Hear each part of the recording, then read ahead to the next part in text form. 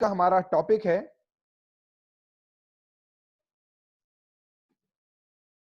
Why health and wellness. देखिए, दो चीजें होती हैं। सेहत सेहत के टॉपिक पर हम दो पहलू पर खड़े हैं। या तो हम यूजर हैं इसके, यानी कि इसके हम उपभोगी हैं, जो कि ऑलरेडी हर एक इंसान है। और या फिर हम इसके अंदर करियर बना रहे हैं, करियर बनाने की कोशिश कर रहे हैं काफी सारे लोग, या आगे बनाएंगे जहां तक भी ये सेशन पहुंचेगा।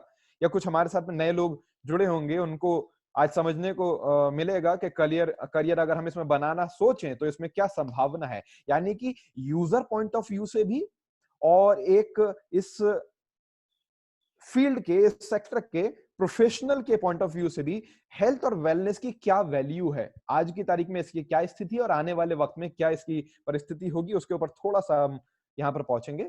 सबसे पहले मैं डब्ल्यूएचओ की एक रिपोर्ट का यहाँ पे थोड़ा सा डिस्कस करना चाहूंगा। ये 2000 की रिपोर्ट है, 2000 में ये डब्ल्यूएचओ की एक रिपोर्ट थी। उस वक्त दुनिया के अंदर हेल्दी लोग 5% हुआ करते थे, सब हेल्दी 85% और सिक 10%। इसका मतलब कि जो पूरी तरह डॉक्टरों पर, दवाइयों पर, अस्पतालों पर निर्भर थे, कि उनकी जिंदगी के अंदर जैसे 3 टाइम की रोटी थी, वैसे ही उनकी लाइफ के अंदर या तो डॉक्टर या दवाइयां या अस्पताल पूरी तरह से थे, और वो डिपेंडेंट थे। 10% वो लोग थे, 5% वो कि जिन्हें कोई प्रॉब्लम नहीं थी, 100% हेल्दी। और 85% वो कि ना हेल्दी थे ना सिक थे, यानी कि ना तो पूरी तरह हेल्दी, ना ही पूरी तरह सिक। यानी कि डॉक्टर दवाई या फिर अस्पताल पे पूरी तरह निर्भर तो नहीं थे, लेकिन ये कभी कभी मान लेते हैं कि एक आध दिन कभी बीमार पड़े, फिर एक आध महीना ठीक हो गए, महीने में एक आध बार कुछ प्रॉब्लम हुई, थोड़ा बहुत इन्होंने अपना इलाज किया, दवाई वगैरह लिए, ठीक हो गए। नॉर्मल लोग, इसके अंदर आप, मैं और हम सभी लोग आते हैं सोसाइटी के, क्योंकि 5% के अंदर सिर्फ वही लोग आते हैं जो ऋषि मुनि साधु संत वगैरह, या कुछ उस लेवल के लोग जो कि अपनी लाइफ को पहाड़ों पर गुजार दें, गुफाओं में गुजार दें, या मान लेते हैं जंगलों में रहें, या ऐसे एरिया में रहें कि जहां पर वो शुद्ध खाना खाएं, 100%, जिसके अंदर कोई केमिकल इस्तेमाल ना हुआ हो। फाइन। पानी वो पहाड़ों से, झरनों से शुद्ध पिए, और शुद्ध हवा के अंदर वो सांस ले, यानी कि कभी वो शहरों की हवा में आके ट्रैफिक के अंदर उनके फेफड़े कभी भी किसी भी तरह से पॉल्यूटेड ना हुए हो, 1% भी। तो ऐसे 5% से भी कम लोग होते हैं, उन्हें रख लेते हैं। 10% पूरी तरह बीमार, और 85% आप और हम आम लोग, आम जनमानस के, जो ना तो उन 5% लोगों की तरह के साथ पहाड़ों पर रह रहे हैं, जंगलों में रह रहे हैं, खाना पानी हवा सब कुछ शुद्ध मिल रहा है, और ना पूरी तरह डॉक्टर अस्पताल दवाइयों पर निर्भर है। ये 2000 की रिपोर्ट है। अब देखिएगा थोड़ा सा 2009 की रिपोर्ट क्या कहती है, कि हेल्दी लोग तो 5% ही थे। फाइन। लेकिन जो सब हेल्दी लोग 75% थे, उसमें से 10% इधर सरक गए, यानी कि वो मूव कर गए सिक कैटेगरी के अंदर, 20% हो गए सिक कैटेगरी। अब मेरा एक सवाल है आप लोगों से, एक बात बताइए, अगर 2000 में ये जो 85% लोग हैं, 2000 में, सन 2000 के अंदर इन लोगों से अगर किसी ने पूछा होता, या अगर मान लेते हैं आप पूछते या मैं इनसे पूछता कि भैया एक बात बताओ, कि क्या अगले 10 साल के अंदर आप बीमार पड़ना चाहते हो? आप जानबूझ करके कोई बड़ी बीमारी, डिजीज, डिसऑर्डर या किसी भी तरह की हेल्थ की समस्या से ग्रसित होना चाहते हो? तो ये क्या कहते? क्या ये कहते कि हाँ, हम होना चाहते हैं? हाँ, हम अगले 9 साल में, 10 साल में अपने आप को बीमारी की श्रेणी में लेकर के आना चाहते हैं, या लेकर के आ जाएँगे, ऐसी हमारी कोई फ्यूचर प्लानिंग है? नहीं है ना? ये नहीं चाहते थे, लेकिन फिर भी जबरदस्ती इनके लाइफस्टाइल ने, इनके खान-पान में जो चीजें चाहिए थी उनकी कमी ने, या फिर खान-पान में जो चीजें नहीं चाहिए थी उनके बढ़ जाने की वजह से, वो बहुत सारी चीजें होती हैं, आगे हम डिस्कस करेंगे। यानी जो नहीं चाहिए था वो बॉडी में गया, और जो चाहिए था वो नहीं मिल पाया। उसकी वजह से क्या हुआ, इन चीजों ने लाइफस्टाइल के अंदर जो अप्स एंड डाउन्स हुए, कुछ चीजें बढ़ी, कुछ चीजें घटी, जो चाहिए थी वो घटी, जो नहीं चाहिए थी वो बढ़ी। इन चीजों ने जबरदस्ती इनको पकड़ के, नोच के, घसीट के सब हेल्दी कैटेगरी में से सिक कैटेगरी में लाके खड़ा कर दिया। आप भी समझ सकते हैं, और आप भी श्योर है, मैं भी जानता हूं, और हम सब लोग इस पे कॉन्फिडेंट है कि ये जो 10% लोग बीमारों में आए, ये 10% अपनी मर्जी से नहीं आए। और इनसे अगर पहले पूछते, यानी कि 2009 में जब ये बीमार हो गए, तो अगर इनसे 2000 में पूछते कि क्या आना चाहते हो, क्या आओगे, तो ये क्या करते, ये जिद करते, आर्ग्यू करते, डिबेट करते कि नहीं साहब, हम तो अच्छा खाते हैं, हम ऐसे कैसे बीमार पड़ जाएंगे, हम तो बीमार नहीं पड़ेंगे, और हम बीमार पड़ना भी नहीं चाहते, लेकिन जबरदस्ती ये इधर आ गए। फाइन। अब एक सवाल मेरा आपसे है, एक बात बताइए, 2009 हम सभी लोगों ने देखा है ठीक है, 2009 या 2010 में हम में से बहुत सारे लोग हेल्दी थे, कोई प्रॉब्लम नहीं थी। लेकिन 2015 आते-आते, 20 आते-आते काफी सारी प्रॉब्लम होने लगी, वीकनेस होने लगी, एनर्जी की कमी होने लगी। वो बात आज 2020 में बहुत सारे लोगों के साथ में नहीं है जो 2010 में थी बॉडी के अंदर, ताकत के मामले में, हेल्थ के मामले में, या बीमारी बिल्कुल ना हो। आज कहीं ना कहीं कुछ ना कुछ, किसी ना किसी तरह की कमजोरी, या कहीं ना कोई बीमारी, या बीमारी के आधे अधूरे आने वाले वक्त के लक्षण कहीं ना कहीं बहुत सारे लोगों में 2020 में दिखने लगे, जो कि 2015 या 10 में नहीं थे। अब मेरा एक सिंपल सा सवाल है उन सभी लोगों से जो आज सब हेल्दी कैटेगरी के अंदर हैं, कि जैसे कि ये 85% में से 10% लोग अपने आप को ना चाहते हुए भी सिक में लेकर आ गए, और ये रोक नहीं पाए अपने आप को उस लेवल पर कि देखिए हम पूरी तरह हेल्दी तो नहीं बन सकते, बट एटलीस्ट हम कम से कम पूरी लाइफ सब हेल्थ में रहें। कभी कभार छोटा मोटा मान लेते हैं, सर्दी जुकाम बुखार हो गया अलग बात है, लेकिन कोई भी बीमारी ऐसा ना हो कि जो बहुत बड़ा रूप ले ले, या बड़ी उससे हमें दिक्कत हो जाए और हम सिक कैटेगरी में चले जाएं। क्योंकि हेल्दी में तो नहीं जा सकते, ये तो तय है। उसके लिए तो आपको खाना पानी हवा सब कुछ, आपको शहर का छोड़ छाड़ के, शहरीकरण को त्याग करके आपको जंगलों में जा रख के बसना पड़ेगा, पहाड़ों पे सेटल होना पड़ेगा, सब कुछ आपको बहुत लाइफ से हटाना पड़ेगा, जो कि पॉसिबल नहीं है। रेडिएशन वगैरह छोड़ना पड़ेगा, मोबाइल मोबाइल सब आपको त्यागना पड़ेगा, जो कि पॉसिबल नहीं है। लेकिन 85% ये जो कैटेगरी थी सब हेल्थ वाली, इसमें तो हम रह सकते हैं।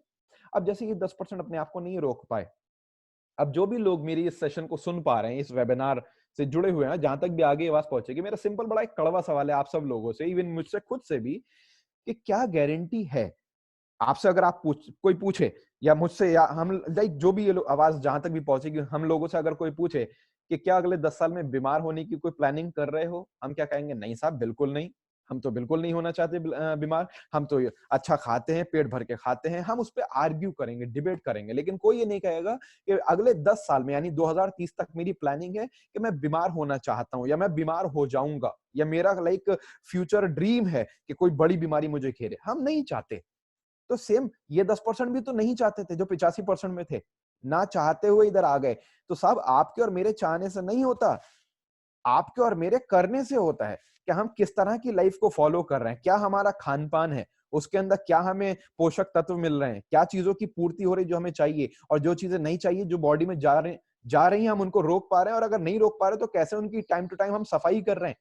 तो इसलिए क्या गारंटी है कि 10 साल के बाद में आप में और हम में से बहुत सारे लोग सिक कैटेगरी के अंदर नहीं होंगे, या आपके हमारे परिवार के बहुत सारे लोग सिक कैटेगरी के अंदर नहीं होंगे? क्या गारंटी है? अब आप कहेंगे हम नहीं चाहते, डिपेंड नहीं करता आपके चाहने ना चाहने पर, बल्कि ये डिपेंड करता है इस चीज के ऊपर कि किस तरह का लाइफ स्टाइल है। देखिए अगर थोड़ा इस चीज को, कि क्या आप जानते हैं कैंसर भारत में हर साल 4 लाख से ज्यादा मौतें कर रहा है, और ये आज से कुछ वक्त पहले के आंकड़े मैं आपसे शेयर कर रहा हूं। आज अगर अपडेट देखेंगे तो इससे ज्यादा बनी देश की तीसरी सबसे जानलेवा बीमारी कैंसर।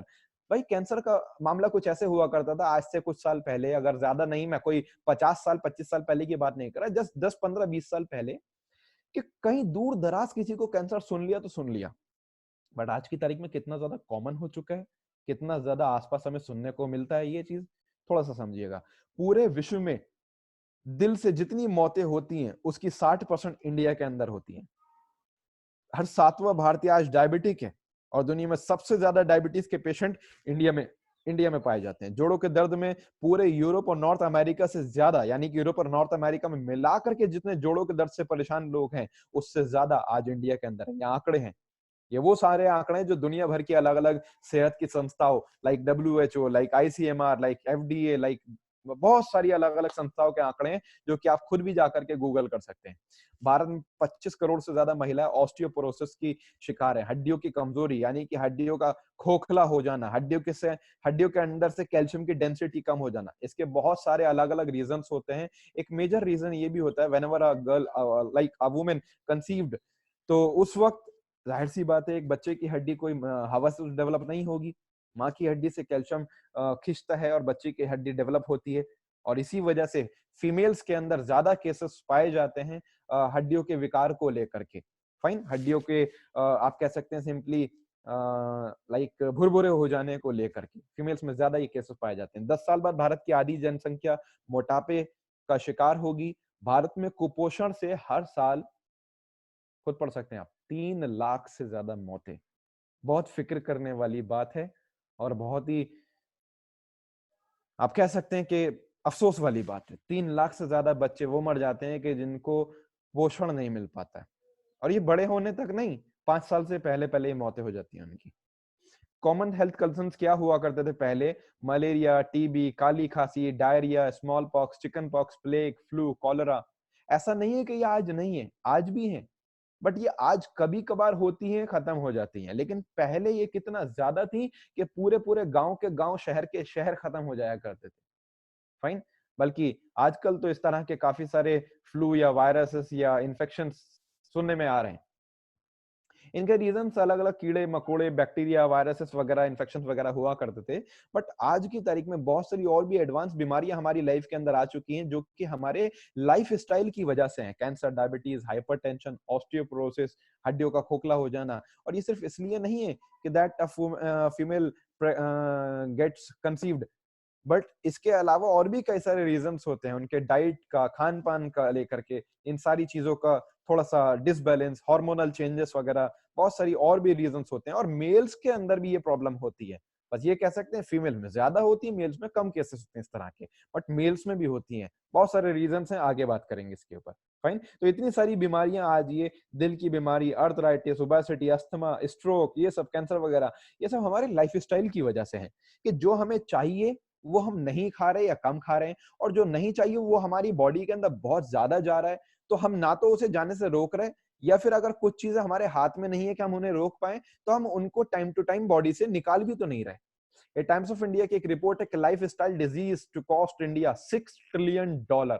आप सोचिए कितनी बड़ी बात है, $6 खरब की ये स्टडी है टाइम्स ऑफ इंडिया में, कि $6 खरब की कॉस्ट करेगा इंडिया को अंदर लाइफ स्टाइल डिजीज। बहुत ही शॉकिंग फैक्ट्स हैं अपने आप में। इन बीमारियों पर करोड़ों रुपया खर्च किया जा रहा है, cancer, diabetes, joint pain, heart attack. But सवाल ये आता है कि अगर इलाज हो भी जाए तो क्या हेल्थ वापस आ सकती है? पूरी जिंदगी इंसान लगा देता है पैसा कमाने में, और उस पैसा कमाने के चक्कर में हेल्थ गवा देता है, सेहत का ख्याल नहीं रखता। वो ऐसे ऐसे कामों में होते हैं, लोग ऐसे ऐसे प्रोफेशन में होते हैं, या इतना ज्यादा इस तरीके से वो ऐसे ऐसे पल्यूटेड जगह पे काम करते हैं, या आप कह सकते हैं कि ऐसी परिस्थितियों में काम करते हैं कि वो हेल्थ गवा देते हैं, वेल्थ कमा लेते हैं। और फिर वो वक्त आता लाइफ के अंदर कि वो सारी वेल्थ गवा करके हेल्थ को वापस गेन करना चाहते हैं, एंड एट द एंड वो जीरो पर खड़े होते हैं। पूरी जिंदगी लगाई वेल्थ इकट्ठी करने में, हेल्थ गवा दी, फिर वो हेल्थ इकट्ठी करने में वेल्थ गवा दी, हम जीरो पर आ गए। अब सवाल ये आता है कि इलाज हो भी जाए तो क्या हेल्थ वापस आ सकती है? वो बात तो नहीं आ सकती। किसी की बॉडी में मान लेते हैं कुछ चीर फाड़, ऑपरेशन वगैरह, सर्जरी वगैरह हो जाए, तो वो कुदरती वाली, प्राकृतिक वाली, नेचुरल वाली फीलिंग तो नहीं आ सकती ना ओरिजिनलिटी बॉडी के अंदर। आपने बॉडी के अंदर कोई ऑर्गन डलवा दिया, मान लेते हैं ऑर्गन ट्रांसप्लांट हो गया, या कोई भी किस तरह से बाईपास सर्जरी हो गई, आंख में मान लेते हैं कि आपने लेंस पड़वा दिया, या किसी भी तरह की आपने कोई ट्रीटमेंट लिया, क्या वापस वही नेचुरल वाली बात आएगी? No, never. अब उसके लिए क्या करें, आगे हम बात करेंगे। और क्या क्या इंपॉर्टेंस है इसकी, क्या करें क्या ना करें। एज ए यूजर, हेल्थ को अगर मेंटेन रखना है तो हमें किन चीजों का खास ख्याल रखना चाहिए, और अगर इस फील्ड के अंदर हम लोग अपना प्रोफेशन बनाते हैं या बनाना चाहते हैं, तो क्यों ये फील्ड बहुत बड़ा बेनिफिट दे सकती है, ये भी जानेंगे आज। और साथ ही साथ किन बातों का हम ख्याल रखें कि जो नॉलेज हमारे बहुत काम में आएगी इस फील्ड में आगे बढ़ने में। इसलिए वह बीमार होकर इलाज पर खर्च करने की जगह बीमार ना पड़ने पर खर्च कर रहे हैं। क्यों, कौन लोग, आगे बात करेंगे। फिलहाल बीमार ना पड़ने के लिए जाने जाने वाला जो खर्च होता है, यानी कि या एक तो होता है कि बीमार आप पड़ गए और उसके बाद में आप उसका इलाज कर रहे हैं, दैट्स कॉल्ड सिकनेस या इलनेस। फाइन। उसके इलाज को हम लोग उस कैटेगरी में रखेंगे, इलनेस का ट्रीटमेंट या मेडिकेशन सिकनेस का। और आप इलाज की नौबत तक ही ना पहुंचे, यानी कि जो हमने पहले शेयर किया था आपसे कि आप सिक कैटेगरी में ही ना जाएं, आप सब हेल्थ में ही बने रहें, तो उसके लिए अपने ऊपर खान पान पे लगाने वाले खर्चे को कह लें या इस पद्धति को कह लें, this is called wellness. Fine. कि आप कुछ खान पान की ऐसी चीजों को, नेचुरल कुछ ऐसी चीजों को, हर्ब्स की कुछ ऐसी चीजों को, कुछ ऐसे न्यूट्रिएंट्स को, कुछ ऐसे प्लांट बेस्ड न्यूट्रिशन को, या कुछ ऐसी चीजों को अपनी बॉडी के अंदर इंटेक करें, कुछ ऐसे बॉडी के अंदर सप्लाई करें कि जिससे कि आप हेल्दी बने रहें, आप सब हेल्थ में बने रहें हमेशा, या फिर हेल्थ की तरफ को जाएं लेकिन सिक ना पड़े, कभी भी बीमार ना पड़े। फाइन। यानी जो कमी खान पान में हो रही है वो पूरी होती रहे, और जो खान पान से आपके बॉडी के अंदर खाने से, पानी से, हवा से, रेडिएशन, जो खराब चीजें जा रही हैं उसको रोक सकें, या अगर रोक ना सकें तो उससे नुकसान से आप अपनी बॉडी को प्रोटेक्ट रख सकें और उस चीज को बॉडी से टाइम टू टाइम बाहर निकाल सकें, यानी कि बॉडी की इंटरनल क्लींजिंग, डिटॉक्सिफिकेशन जिसे कहते हैं। तो इसी को वेलनेस कहते हैं। अब ये क्यों जरूरी हो गया है, आगे बढ़ते हैं। देखिए, अब सवाल ये आता है कि हम लोग फ्रूट्स और वेजिटेबल ले करके फायदा ले सकते हैं इस चीज का, वेलनेस का, या ये सारी की सारी चीजें, या फिर फूड सप्लीमेंट्स हमारे लिए जरूरी हो जाते हैं। हर चीज का अपना रोल है। आपको एक्सरसाइज भी करनी पड़ेगी, आपको सेहत का ख्याल भी रखना पड़ेगा, आपको नेचुरल चीजें भी यूज करनी पड़ेंगी, आपको बिना केमिकल वाली, बिना पेस्टिसाइड या इंसेक्टिसाइड वाली, बिना दवाइयों से इस्तेमाल की गई, पकाई गई, पैदा की गई फल, सब्जियां, अनाज, दालें, मसाले, ये सब चीजें भी यूज करनी पड़ेंगी। और साथ में आपको सप्लीमेंट्स यूज करने पड़ेंगे। अब सप्लीमेंट का नाम आते ही आगे बढ़ने से पहले मैं एक चीज क्लियर कर दूं। कभी कभी कुछ लोगों को गलतफहमी होती है कि सप्लीमेंट का मतलब कि सिर्फ अगर हम जिम जाते हैं, बॉडी बनाते हैं, तो बॉडी बिल्डिंग वाले कोई सप्लीमेंट कहते हैं जो बॉडी बनाता है। ऐसा नहीं है। सप्लीमेंट शब्द को समझिएगा, सप्लीमेंट का मतलब क्या होता है? जो एलिमेंट आपकी बॉडी में आपको खुराक से नहीं मिल पा रहे, फल से, सब्जी से, दालों से, मसालों से, जो एलिमेंट आपको नहीं मिल पा रहे, उनको जब आप किसी एक्सटर्नल सोर्स से अपनी बॉडी के अंदर इंटेक करते हैं, यानी कि कोई भी चीज जब आप सप्लाई करते हैं उन एलिमेंट्स की, किसी बाहर से आप किसी सोर्स के जरिए बॉडी के अंदर सप्लाई करते हैं, दैट इज कॉल्ड सप्लीमेंट। जैसे कि हम स्कूल कॉलेज में अगर कोई भी इंसान फेल हो जाता था किसी एक सब्जेक्ट के अंदर, तो उसे सारे के सारे पेपर्स दोबारा नहीं देने होते थे, बल्कि जिसमें फेल होता था वो सप्लीमेंट करना होता था। सेम वैसे ही हमारी बॉडी के अंदर अगर आयरन की डेफिशिएंसी है, हम आयरन का सप्लीमेंट ले सकते हैं। प्रोटीन की कमी है, प्रोटीन ले सकते हैं। कैल्शियम की कमी है, कैल्शियम ले सकते हैं। जो भी चीज हमें खान पान में कम मिल पा रही है। अब सवाल यह है कि कैसे पता चले कि खान पान के अंदर कम मिल रही है, नहीं मिल रही है।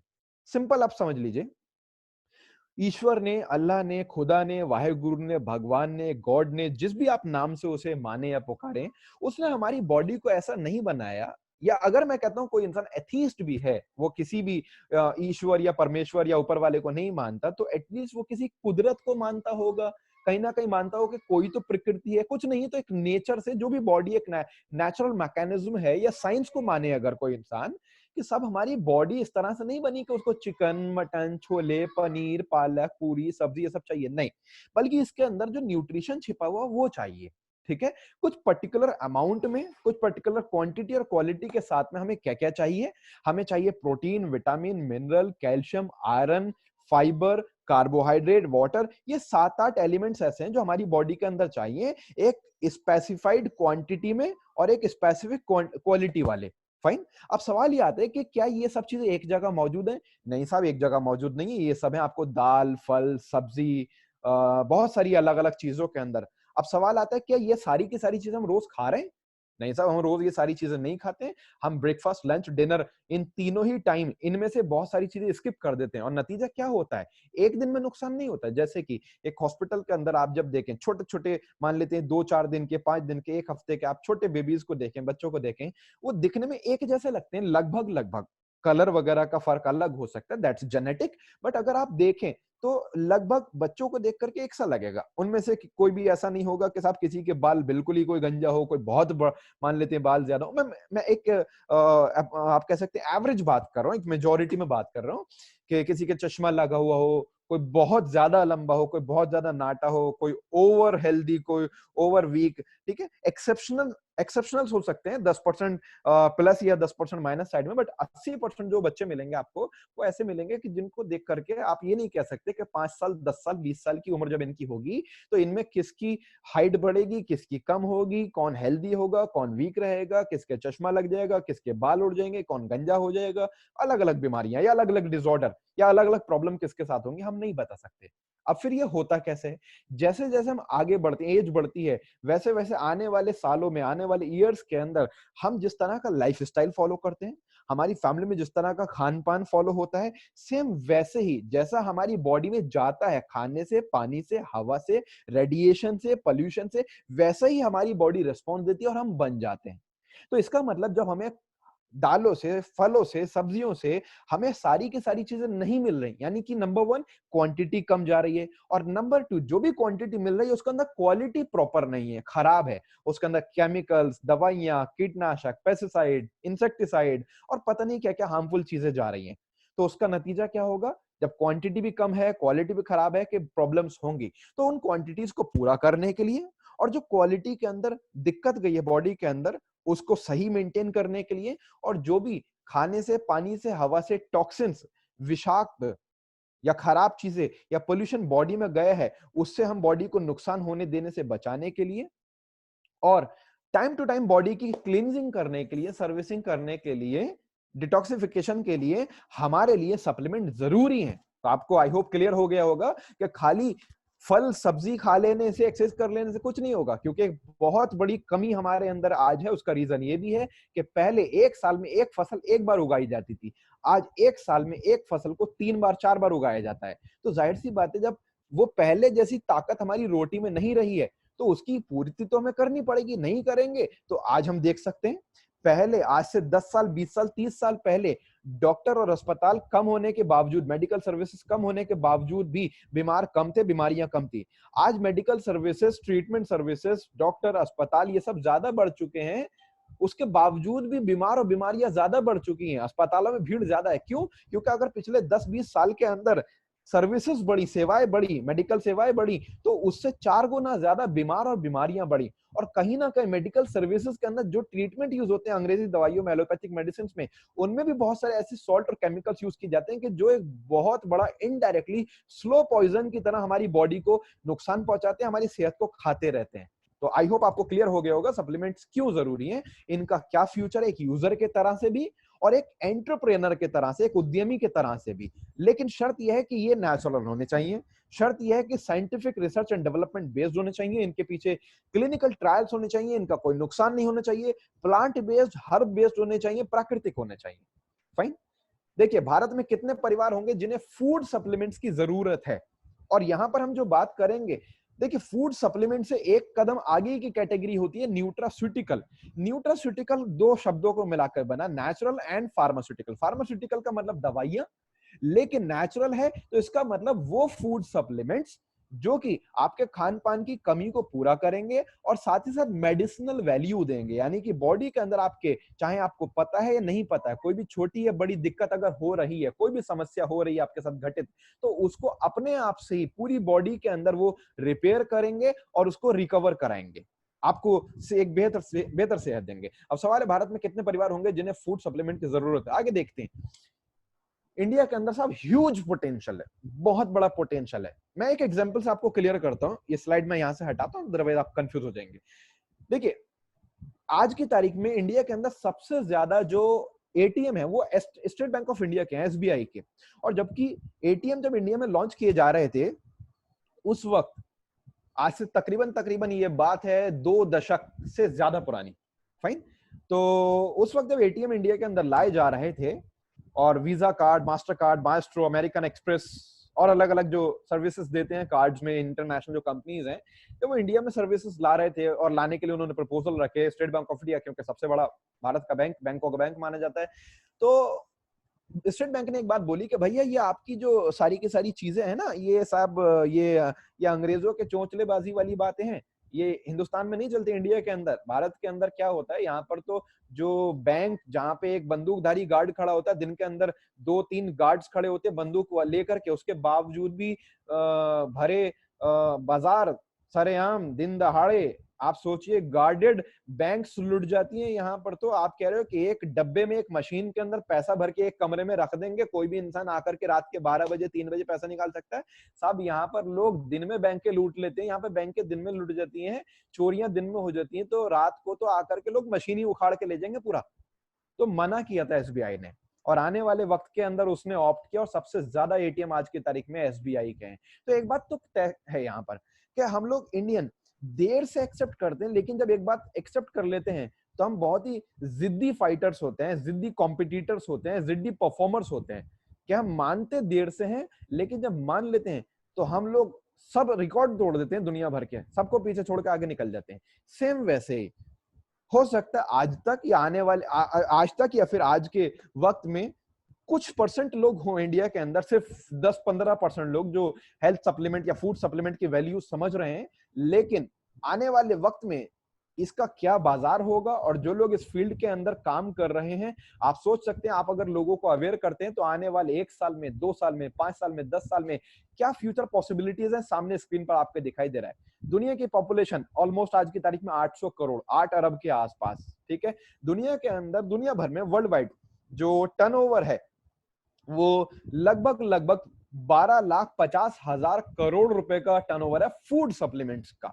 मैं एंटायर हेल्थ इंडस्ट्री की बात नहीं कर रहा हूं सब, मैं सिर्फ फूड सप्लीमेंट की बात कर रहा हूं। हेल्थ इंडस्ट्री के अंदर तो वेलनेस के साथ सिकनेस इलनेस भी आ गया, दवाइयां, हॉस्पिटल, उसकी बात नहीं करेंगे, वो तो कहानी बहुत बड़ी चली जाएगी, करोड़ों करोड़ की चली जाएगी वो कहानी, फाइन, लाखों करोड़ की कहानी चली जाएगी, करोड़ों करोड़ की।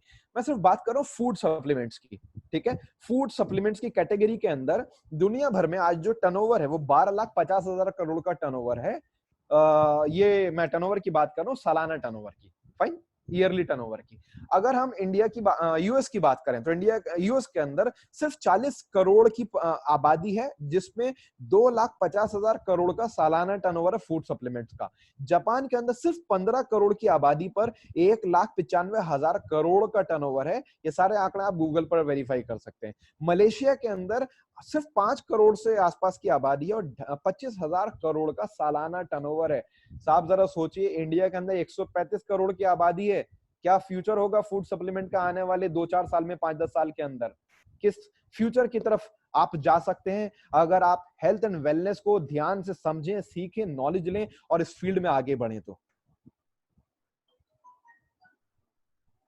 कुछ लोगों के लिए जो चीज प्रॉब्लम होती है वही अक्लमंद लोगों के लिए मौका बन जाती है। बिल्कुल हकीकत बात है, बिल्कुल फैक्ट है। आप देखिए कि अलीबाबा ग्रुप पहले से काम कर रहा था, पेटीएम पहले से काम कर रहा था, लेकिन नोटबंदी आया और पेटीएम हिट हो गया। लोगों के लिए प्रॉब्लम, और पेटीएम के लिए, पेजैप के लिए, भारत पे, रूपे, इस तरह के बहुत सारे पेमेंट पोर्टल्स के लिए वो अपॉर्चुनिटी बना।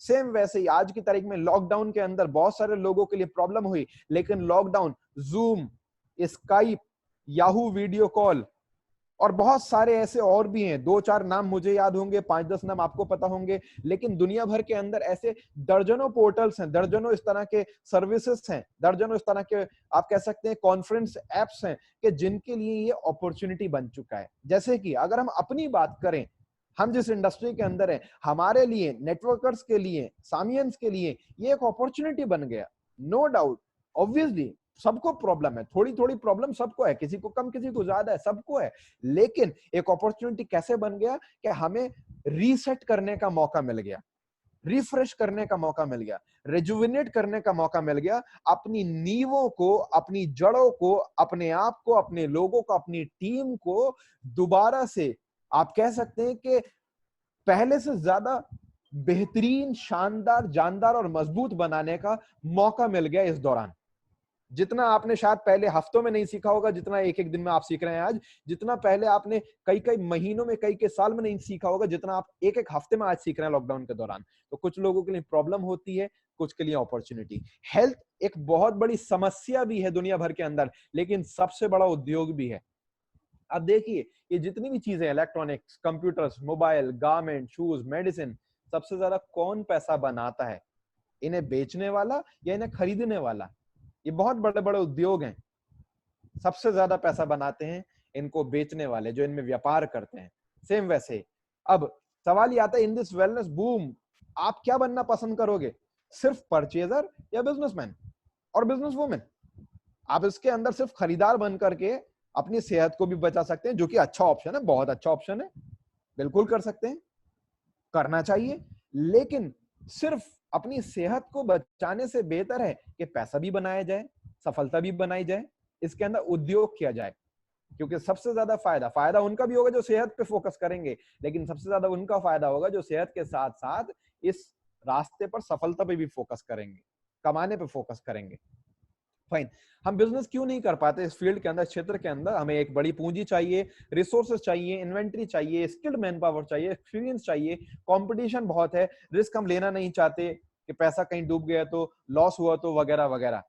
बट इस इंडस्ट्री के अंदर सामी डायरेक्ट एक ऐसा ऑप्शन है, Sami group of companies by Sami Labs world wide and Sabinsa Corporation International, ये एक ऐसी अपॉर्चुनिटी है, करियर अपॉर्चुनिटी है कि जिसके अंदर आप सेहत के व्यापार के अंदर उद्योग कर रहे हैं, कर सकते हैं बिना कैपिटल के। आपको रिसोर्स नहीं चाहिए, इन्वेंट्री नहीं चाहिए, स्किल्ड मैन पावर नहीं चाहिए, एक्सपीरियंस नहीं, कंपटीशन नहीं, रिस्क नहीं, लॉस नहीं, क्योंकि सब कुछ प्रूवन है, सब कुछ लगा लगाया है। सिर्फ आपको कॉपी पेस्ट करना है, अपने सीनियर से सीखना है, कंपनी से सीखना है, सिस्टम से सीखना है, आपको सिर्फ कॉपी पेस्ट करना, आगे बढ़ना है। सिर्फ आपको कोई अपना प्रोडक्ट नहीं करना, आपको खुद से रिसर्च एंड डेवलपमेंट नहीं करना, आपको कोई फैक्ट्री नहीं लगानी, कोई R&D नहीं करनी, किसी आपको वैज्ञानिक को आपको जॉब पर नहीं रखना, कोई स्टाफ आपको हायर नहीं करना, आपको कोई स्टॉक मेंटेन नहीं करना, इन्वेंट्री आपको अपने पास में मैनेज नहीं करनी, बहुत सारी चीजों से आप बचे हुए हैं।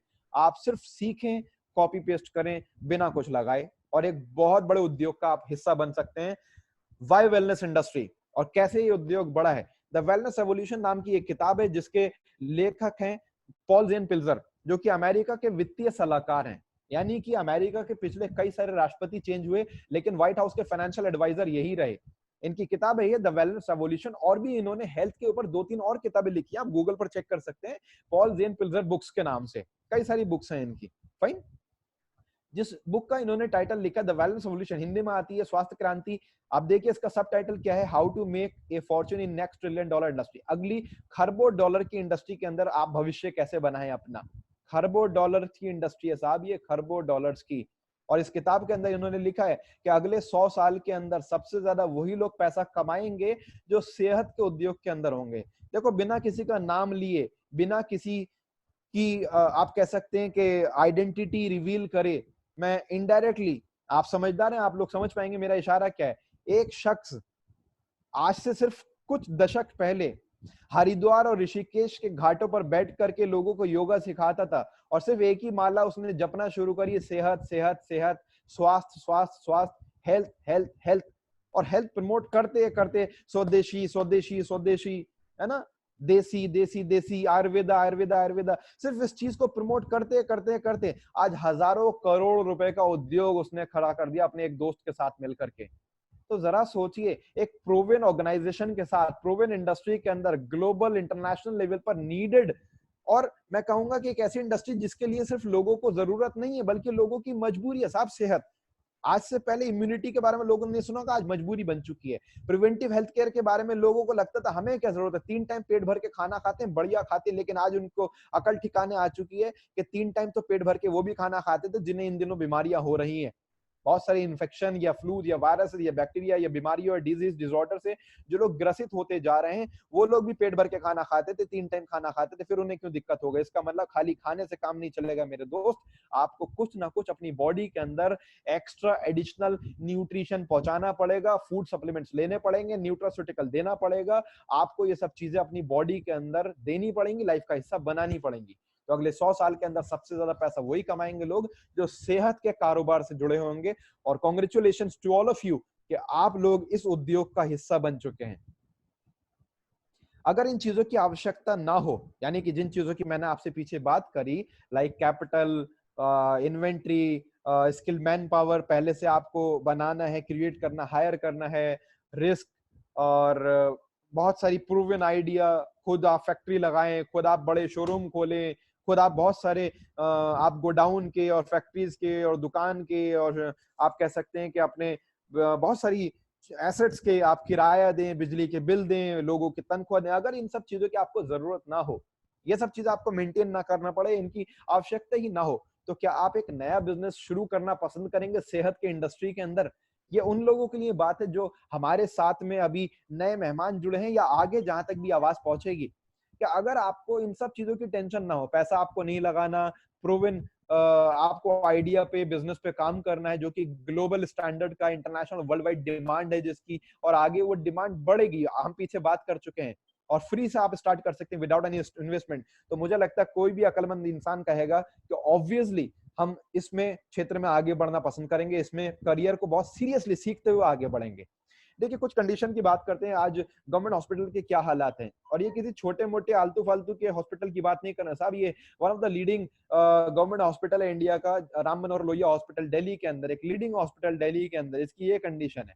गवर्नमेंट हॉस्पिटल में ना तो सर्विसेज प्रॉपर होती है, ना हाइजीन प्रॉपर होता, हम जानते हैं, और ट्रीटमेंट बहुत ज्यादा कॉस्टली हो जाता है हॉस्पिटल्स के अंदर। प्राइवेट में अगर हम जाते हैं, जो कि आज की तारीख में 5 स्टार होटल्स की तरह बन चुके हैं, अगर आप कुछ दिन के या कुछ हफ्ते या कुछ महीने के लिए किसी अच्छे हॉस्पिटल के अंदर एडमिट हो जाए, प्राइवेट हॉस्पिटल के अंदर, तो लोगों की पूरी पूरी जिंदगी की जो जमा पूंजी होती है, जो उनकी आप कह सकते हैं कि जमीन जायदाद, बैंक बैलेंस, बहुत सारे चीजें बिक जाती हैं, उधार कर्ज में आ जाते हैं वो लोग। अब आज की तारीख में क्या क्या हेल्थ इश्यूज इंडिया के अंदर हम ऑलरेडी बात कर चुके हैं, लेकिन जो टॉप 10 हेल्थ कंसर्न है आज की तारीख में सबसे ज्यादा कौन से हैं पिछले 10 साल के अंदर जो उभर के आए? दिल की समस्या, कैंसर, ऑस्टियोपोरोसिस, जिस पर हम पहली बात कर चुके हैं, हड्डियों का खोखला हो जाना, जिसकी वजह से आगे जाके हड्डियों में पेन होता है, और एक वक्त आता है कि जब हड्डियों के अंदर कई बार फ्रैक्चर्स हो जाते हैं। ठीक, डिप्रेशन, डायबिटीज, ओबेसिटी यानी कि मोटापा, और life span getting shorter. Average age जो पहले लोगों की 100 साल होती थी, फिर वो घट करके 90 से 80 के बीच में रही, फिर वो 70 के आसपास आई, आज ये 60 के आसपास हो चुकी है। रीजन वही जो हम पहले डिस्कस कर चुके हैं कि जो चीजें खाने में चाहिए वो कम मिल रही हैं, जो चीजें नहीं चाहिए वो ज्यादा मिल रही हैं, उनको हम जाने से भी नहीं रोक रहे, उनको बॉडी में नुकसान करने से भी हम अपने आप को बचाव नहीं कर पा रहे, और बॉडी से निकाल भी नहीं पा रहे उन सब चीजों को। दिक्कत क्या होती है? ये सारी जो सामने आपके स्क्रीन पर दिखाई दे रही है। अब 98% जो डेथ होती हैं, ये समझिएगा, इस आंकड़े को ध्यान से समझना जरूरी है। 98% जो मौतें होती हैं वो बीमारियों की वजह से होती हैं। छोटी बीमारी, बड़ी बीमारी, कम एज में बीमारी हो गई, ज्यादा एज में बीमारी हो गई। कई बार लोग कहते हैं कि साहब एक हेल्दी इंसान है, उसे कैसे 20 साल में मान लेते हैं कि हार्ट अटैक हो जाएगा, या मान लेते हैं कोई यंग एज में इंसान है तो उसे कैसे डायबिटीज या हार्ट डिजीज हो जाएगी सिर्फ 20, 25, 30 की एज में। देखो ये मैटर नहीं करता आज के 20 एज है, 25 एज है, 30 एज है, एज अलग चीज, age is just a number, बल्कि एजिंग प्रोसेस क्या कहती है। कभी कभी ऐसा होता है कि आप 50 साल की एज में है, लेकिन आपकी बॉडी इंटरनली और एक्सटर्नली जो एजिंग करती है वो 30 साल की एज पर मेंटेन्ड है, यानी कि जो आपके अंदर यौवन है, एनर्जी है, आप ताकत रखते हैं बॉडी को बीमारियों से बचाए रखने के लिए, आपकी इम्यूनिटी, आपकी बॉडी का प्रोटेक्शन, प्रिवेंशन, वो है मान लेते हैं आपकी एज से आधा। और कभी कभी आप एज से डबल होते हैं। आपने देखा होगा वक्त से पहले लोगों के बाल सफेद हो जाते हैं, बहुत ज्यादा लोगों के साथ बीमारियां हो जाती हैं बड़ी बड़ी। कई बार उम्र होती है सिर्फ 25 की, 30 की, लेकिन इंसान को बीमारियां घेर लेती हैं जो 40 और 50 पे होनी चाहिए। कई बार 30 और 40 की उम्र में 50 और 60 जैसी इंसान के अंदर वीकनेसेस हो जाती हैं। तो 98% जो मौतें होती हैं वो होती है बीमारी की वजह से, और 90% जो बीमारियां होती हैं वो होती हैं टॉक्सिन्स की वजह से। जी हाँ, खाने के साथ, पानी के साथ, हवा के साथ, रेडिएशन में जो भी हमारी बॉडी के अंदर टॉक्सिन्स जा रहे हैं, यानी कि विषाणु, विषाक्त, यानी कि आप कह सकते हैं वो जहरीली चीजें, वो हार्मफुल चीजें, वो हार्मफुल केमिकल्स, वो खराब चीजें जो हमारी बॉडी के लिए स्लो पॉइजन का काम करते हैं। तो 98% मौतें होती हैं बीमारियों की वजह से, 90% बीमारियां होती हैं टॉक्सिन्स की वजह से। अब सवाल ये आता है कि रिमूव कैसे करें टॉक्सिन्स को अपनी बॉडी से? यूज टॉक्सीफ्लश, यानी कि आप किसी भी सामी बिजनेस के एसोसिएट से, किसी भी सामियन से कंफर्म कर सकते हैं जो सामी बिजनेस के साथ में हेल्थ प्रोफेशनल है। अगर आप ऑलरेडी सामी के अंदर आप अच्छे से जानते हैं, या अगर आप किसी भी सामियन के दोस्त या रिश्तेदार हैं, तो आप उनसे पूछ सकते हैं कि टॉक्सिन्स को फ्लश आउट करके बॉडी से निकालने का क्या तरीका होता है, क्या पद्धति होती है, डिटॉक्सिफिकेशन नेचुरल वे में कैसे होता है। ठीक है, सेल्स, टिश्यू, ऑर्गन और बॉडी, ये चारों ही चीजें इस चीज में इफेक्ट होती हैं। जो टॉक्सिफ्लश होता है, डिटॉक्सिफिकेशन का प्रोसेस, ये आपके सेल्स से, टिश्यू से, ऑर्गन से और पूरी बॉडी से टॉक्सिन्स को निकाल के बाहर करेगा। अगर टॉक्सिन से हम बचेंगे तो बीमारियों से बचेंगे, और बीमारी से बचेंगे तो life span will getting longer, यानी कि एवरेज एज ज्यादा लंबी होगी। एक और रिपोर्ट पे थोड़ा सा चर्चा करते हैं कि हर साल 15 मिलियन से ज्यादा लोग मर जाते हैं इलनेस की वजह से 20 से 64 साल की उम्र के बीच में, यानी बीमारियों की वजह से मर जाते हैं वो। और वो कौन कौन सी बीमारियां होती हैं? 1% मरते हैं लीवर की वजह से, लीवर की बीमारी की वजह से, 7% स्ट्रोक, 4% अलग अलग तरह के फीवर, 3% डायबिटीज, 7% निमोनिया, 31% एक बहुत बड़ा एक परसेंटेज है दिल की बीमारियों से, 23% कैंसर की वजह से और 26% अलग अलग वजह से।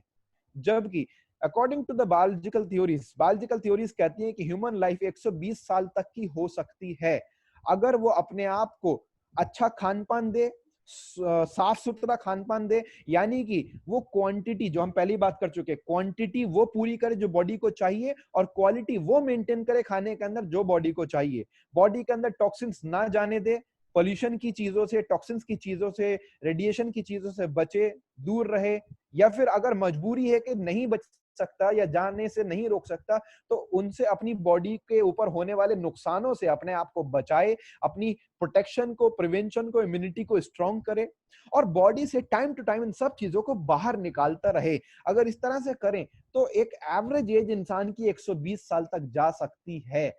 ये हम नहीं कहते, ये स्टडीज कहती हैं।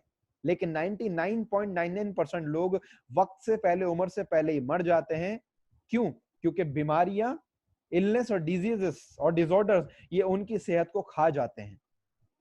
among which majority die at the young age could have been prevented। जो लोग यंग एज में यानी कि कम एज के अंदर, वक्त से पहले, उम्र से पहले बीमारियों की वजह से मर जाते हैं, वो बचाए जा सकते हैं, प्रोटेक्ट किए जा सकते हैं। फाइन। और सेहत को बचाया जा सकता है। इतना तो हम एटलीस्ट कर ही सकते हैं, इतना तो हम लोग प्रैक्टिस कर सकते हैं कि हम जितना भी जिए, आखिरी दिन तक, आखिरी सांस तक, आखिरी लम्हे तक हम हेल्दी जिए।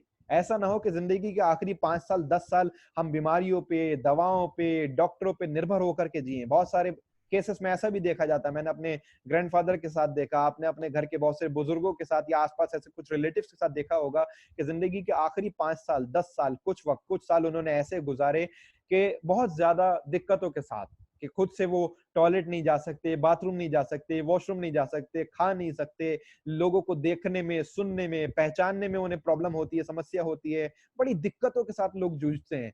आखिर के वक्त में लोग हेल्थ के साथ नहीं रहते। तो एटलीस्ट हम एक चीज की प्रैक्टिस, एक चीज की तो कोशिश कर सकते हैं, और एक चीज तो हम कम से कम आज डिसाइड कर सकते हैं कि हम जितना भी जिए, हम जिए 75 साल, 70 साल, 100 साल, उससे ज्यादा, उससे कम, लेकिन आखिरी दिन तक, आखिरी सांस तक हम हेल्दी जिए, फिट जिए। कभी भी हम दवाइयों, डॉक्टरों, अस्पतालों पर निर्भर ना हो। इस तरह से हम अपने लाइफ स्टाइल को मेंटेन करें, खान पान को मेंटेन करें, जो कमी हो रही है उसको पूरा करें, क्वालिटी को मेंटेन करें, बॉडी के अंदर खराब चीजें जाने से रोकें या जमने से रोकें, या उससे खुद को नुकसान होने से खुद को बचाएं, मजबूत बनाएं, और बॉडी की टाइम टू टाइम हम सफाई इंटरनल करते रहें। फाइन। तो ये एक बहुत अच्छी प्रैक्टिस रहेगी, जिसके बारे में काफी सारी चीजें अभी तक शायद आपको क्लियर हुई होंगी, कुछ चीजें आपको आगे पता चलेंगी। बाकी की और डिटेल जिसने भी आपको आज इनवाइट करा है, आप उनसे डिटेल ले सकते हैं, या किसी भी आप सामी के हेल्थ प्रोफेशनल से बात कर सकते हैं इस बारे में। ये आंकड़ा मैंने दोबारा से लिया है, इस पर हम डिटेल में नहीं जाएंगे, लेकिन थोड़ा समझिएगा कि हेल्दी या तो हम बन जाएं या कम से कम सब हेल्थ के अंदर बने रहें, बीमार हम नहीं होने चाहिए। जबकि ये 85% में से 10% लोग जो अब इधर की कैटेगरी में आ गए, चाहा तो इन्होंने भी नहीं था, चाहते तो हम भी नहीं कि अगले 10 साल में हम बीमार पड़ जाएं, लेकिन सिर्फ चाहने से नहीं होगा, लाइफ स्टाइल कैसा फॉलो करना पड़ेगा उस पर ध्यान रखिएगा। जो कुछ बातें हमने पीछे करी हैं, कुछ बातें हम आगे करेंगे। अगले जनरेशन की जो मार्केट है, 1% के आसपास मार्केट रहेगी आईटी की। बिल गेट्स का एक एग्जांपल लिया मैंने। बिल गेट्स मींस आईटी आप यहां पर रख सकते हैं, इंफॉर्मेशन टेक्नोलॉजी, कंप्यूटर्स वगैरह, ये सब चीजें 1% 2% के आसपास इस इंडस्ट्री के अंदर सबसे ज्यादा सक्सेस होंगी। अगर हम टॉप रिचेस्ट लोगों की बात करें, तो जो टॉप रिचेस्ट लोग बनेंगे दुनिया के अंदर, वो 1% बनेंगे आईटी में, कंप्यूटराइजेशन के अंदर, और 1% के आसपास लोग बनेंगे ऑटोमोबाइल के अंदर, ऑटोमोबाइल इंडस्ट्री के अंदर। यानी कि आप कह सकते हैं मोटर इंडस्ट्री के अंदर, मैकेनिकल इंडस्ट्री के अंदर, इंजीनियरिंग के अंदर। फाइन। हेनरी फोर्ड का एक एग्जांपल हमने क्लियर किया यहाँ पर। यानी कि किसी भी और तरह की टेक्निकल इंडस्ट्री के अंदर हम लोग अगर देखें, जो टॉप 25 रिचेस्ट लोग दुनिया में आपको दिखाई देंगे, और मोस्टली रिचेस्ट लोग जो आपको मिलेंगे, वो इस तरह से कुछ परसेंटेज रहेगा अगले जनरेशन के मार्केट को अगर हम स्टडीज करते हैं। लेकिन 100% मार्केट जो बनकर के आएगी, सबसे ज्यादा जो लोग रिच बनेंगे, कामयाब होंगे, आगे बढ़ेंगे, पैसा कमाएंगे, वो वेलनेस इंडस्ट्री के अंदर होंगे। एक कहावत है, रिपेयर योरसेल्फ नाउ, अपने आप को आज ही रिपेयर कीजिए। एक बात बताइए, क्या आपको लगता है कि आप बीमार हैं?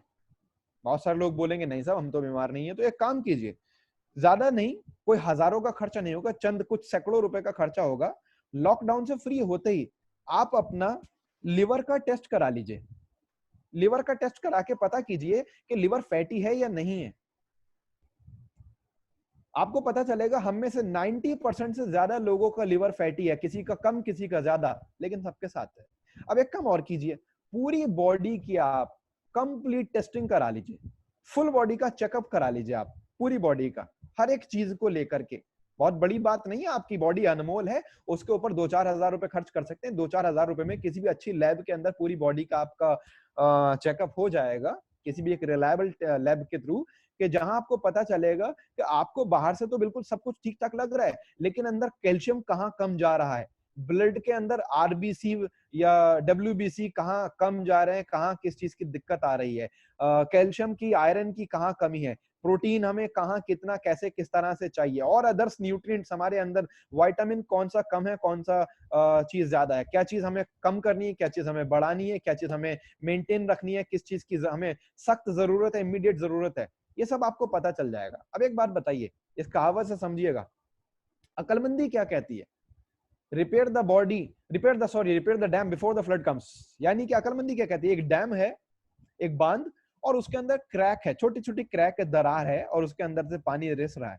क्या अकलमंदी कहती है कि उसी वक्त उसकी मरम्मत कर दी जाए, या फिर हम सोचें कि छोड़ो कोई दिक्कत वाली बात थोड़ी, अभी कोई डैम टूटा थोड़ी है, अभी कोई बड़ी दिक्कत थोड़ी आई है, जब कभी कोई बड़ी दिक्कत आएगी, अभी कोई प्रॉब्लम थोड़ी फेस करनी पड़ रही है, जब प्रॉब्लम फेस करनी पड़ेगी, डैम टूट जाएगा, बांध टूट जाएगा, बाढ़ आ जाएगी, दिक्कत आ जाएगी, तब दोबारा से नया बना लेंगे इसको, या दोबारा से तब इसे नए सिरे से रिपेयर करेंगे। अकलमंदी क्या कहती है उसमें या इसमें? अकलमंदी तो कहती है साहब पहले ही आप रिपेयर कर लें। सेम वैसे ही, repair your body before the diseases come. अपनी बॉडी की पहले ही आप रोकथाम कीजिए, मरम्मत कीजिए, ख्याल रखिए, केयर कीजिए, जो खुराक में क्वांटिटी कम हो रही है जिन चीजों की, उनको पूरा कीजिए, जो क्वालिटी खराब हो रही है उसको मेंटेन कीजिए, जाने से बॉडी के अंदर खराब चीजें रोकिए। अगर रोक नहीं सकते तो आप बॉडी को इतना मजबूत बनाइए कि बॉडी को उनसे कुछ नुकसान ना हो, प्रिवेंट कीजिए, इम्यूनिटी स्ट्रांग कीजिए, और साथ ही साथ उन चीजों को अगर जाने से नहीं रोक सकते तो कम से कम जमने से रोकिए। हर हफ्ते, 2 हफ्ते, महीने, 2 महीने के अंदर उनकी इंटरनल क्लींजिंग कीजिए, डिटॉक्सिफिकेशन कीजिए। फाइन, अकलमंदी तो इसमें कहती है।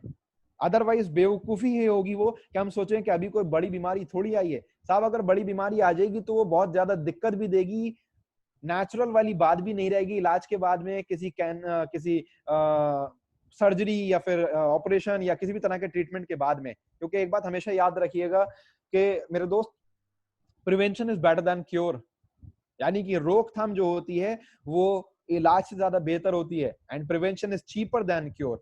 रोकथाम जो होती है वो इलाज से सस्ती भी होती है।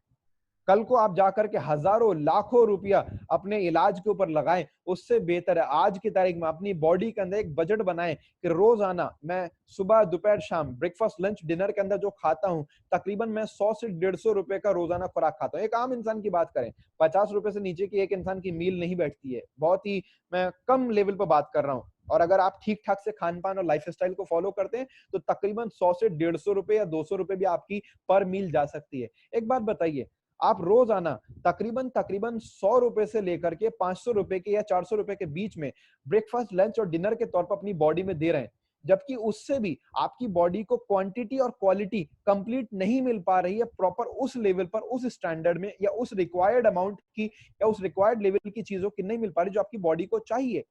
तो अगर हम इतना सब कुछ खान पान पे लगा सकते हैं तो रोजाना का, डेली बेसिस का एक बजट अपने लिए इस चीज का नहीं कर सकते कि जो क्वांटिटी कम हो रही है उसको पूरा करेंगे, क्वालिटी जो हमें कम मिल रही है, खराब मिल रही है, उसको सही से मेंटेन करें, बॉडी को हम साफ सफाई करने के लिए या बॉडी को प्रोटेक्शन मजबूत देने के लिए, इम्यूनिटी मजबूत अपनी बॉडी की करने के लिए, या बॉडी के अंदर जो भी खराब चीजें जा रही हैं उनको time to time simply detoxify करने के लिए, इंटरनली क्लींस करने के लिए, क्या रोजाना का 10, 20, 30 रुपए का, 40 रुपए का बजट हम नहीं बना सकते अपनी बॉडी के लिए?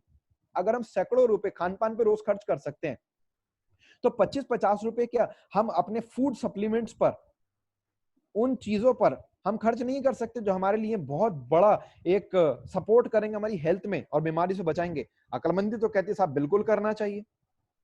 कोई बेवकूफ ही होगा जो कहेगा कि नहीं साहब बीमारी आने दो तब उसका इलाज करवा लेंगे, लाखों रुपए खर्च करके। लेकिन आज अपनी बॉडी के अंदर 25 या 50 रुपए उस बीमारी से बचाए रखने के लिए, रिपेयर करने के लिए बॉडी को, खुराक की कमी को पूरा करने के लिए नहीं देंगे। शायद कोई बेवकूफी होगा जो ऐसा सोचेगा, वरना अक्लमंद इंसान ऐसा नहीं सोचेगा। ये सिर्फ आप इस चीज को देखिएगा, हम डिटेल में नहीं जाएंगे, इस पर हम लोगों ने बीच में बात करी। दोबारा मैं इसलिए लेकर के आया, आपको समझ में आ जाए कि हम ना चाहते हुए भी बीमारियों की तरफ जा सकते हैं अगर हम अपनी सेहत का ख्याल नहीं रखेंगे। और सेहत इंडस्ट्री कितना बड़ा उद्योग है और उद्योग आने वाले वक्त में बनेगी, समझिएगा, क्योंकि हम अनजाने में अपनी लाइफस्टाइल पे बहुत सारी चीजों को दावत दे रहे हैं, बहुत सारी बीमारियों को दावत दे रहे हैं। टॉक्सिन इन सब चीजों से आते हैं साहब, वैसे भी बहुत सारी चीजों से आते हैं, लेकिन ये मेजर रीजंस होते हैं। Air pollution, water pollution, radiation. इसके बारे में क्या बताने की जरूरत है? नहीं, हम इंडियंस जानते हैं कि एयर पोल्यूशन क्या होता है, वाटर पोल्यूशन क्या होता है, रेडिएशन क्या होता है। अगर हम नहीं जानते तो फिर हमसे बेहतर कौन जाता दुनिया के अंदर। पेस्टिसाइड्स, कीटनाशक दवाइयां, ऐसी ऐसी खराब चीजें कि जो जरा सोचिए सांस लेने में हमारे लिए नुकसान करती हैं, तो जरा सोचिए कि हमारी बॉडी के अंदर खाने में कितना नुकसान करेंगी। अब आप कहेंगे साहब हम तो खाने को, सब्जी को, फल को धो लेते हैं। भाई आप कितना भी धो लीजिए मेरे दोस्त, आप कितना भी साफ कर लीजिए, लेकिन जो चीजें बाहर से केमिकल लगे वही तो साफ कर लेंगे। लेकिन जो चीजें फसलों के अंदर बैठ गई, फलों और सब्जियों के अंदर बैठ गई, उनको कैसे आप निकालेंगे? कहीं ना कहीं जाने अनजाने में, ना चाहते हुए भी कुछ ना कुछ चीजें तुम्हारी बॉडी के अंदर जा रही हैं। ठीक है, केमिकल्स हमारे फूड के अंदर जो हम खाते हैं, ये टॉक्सिन्स हमारी बॉडी के अंदर हम जाने अनजाने में पहुंचा ही रहे हैं। लगभग 3 मिलियन से ज्यादा केसेस पेस्टिसाइड्स की, यानी कि कीटनाशक दवाइयां जो खेतों में छिड़की जाती हैं, फसलों पर छिड़की जाती हैं, फलों और सब्जियों पर छिड़की जाती हैं, जिनसे उन्हें बनाया और पकाया जाता है, वक्त से पहले तैयार किया जाता है, इनकी वजह से, स्लो पॉइजनिंग की वजह से हर साल तकरीबन 2,20,000 से ज्यादा डेथ होती हैं, कि जो बहुत सारी कंट्रीज में, डेवलपिंग कंट्रीज में हो रही हैं, जिसमें इंडिया भी है। इंडिया भी इसके अंदर शुमार है, मैटर करता है। अगर ये सांस लेने में नुकसान है, जरा सोचिए, मास्क लगा रखा है भाई साहब ने, तो खाने में कितना ज्यादा नुकसान होंगे ये सारे केमिकल्स। इन आंकड़ों पर हम पहले ही बात कर चुके हैं। साथ में से एक इंसान डायबिटिक, इंडिया में 60% दुनिया में जो मौतें होती हैं इंडिया के अंदर हो रही हैं। ये मैं दोबारा इसलिए लेकर के आऊं स्लाइड, आपको समझ में आ जाए, आप भूलें नहीं। आप सेहत के इंडस्ट्री में कमाएं, ये नॉलेज आपके काम आएगी, लेकिन उससे भी पहले इस इंडस्ट्री के अंदर आपको ये भी नॉलेज होना चाहिए, इस इंडस्ट्री में काम कर रहे हैं, ठीक है, कमा रहे हैं, लेकिन साथ में ये भी पता होना चाहिए कि साहब हेल्थ हमारे खुद के लिए, हमारे परिवारों के लिए, हमारे आसपास के लोगों के लिए कितना ज्यादा इंपॉर्टेंट है। हेल्थ वाइज आप देखें तब भी, और वेल्थ वाइज आप देखें तो भी। ओबेसिटी, अगले 10 साल के अंदर लोग 50% सफर करेंगे। इंडिया में 3rd लार्जेस्ट कैंसर किलर बन चुका है। ऑस्टियोपोरोसिस 2020 में 350 मिलियन केसेस, अर्थराइटिस तो नॉर्थ अमेरिका, यूरोप में मिला के जितने कमांड इंडिया के अंदर, हम पहली बात कर चुके हैं। गवर्नमेंट हॉस्पिटल्स के क्या हाल है आप देखिए, कुछ इन तस्वीरों के अंदर आपको समझ में आएगा। और प्राइवेट हॉस्पिटल आज की तारीख में बहुत एक्सपेंसिव होटल्स की तरह बन चुके हैं। फाइन, सेम वही चीज जो हम बात कर चुके हैं पहले, इस पर हम डिटेल में नहीं जाकर के, only answer is nutritional supplement, के अपनी बॉडी के अंदर जो खराब चीजें जा रही हैं, या तो उसे रोकें, या फिर उससे अपनी बॉडी को प्रोटेक्ट करें, या फिर अगर इतना भी नहीं कर सकते तो बॉडी के अंदर से हम लोग टॉक्सिन्स रिमूव करते रहें।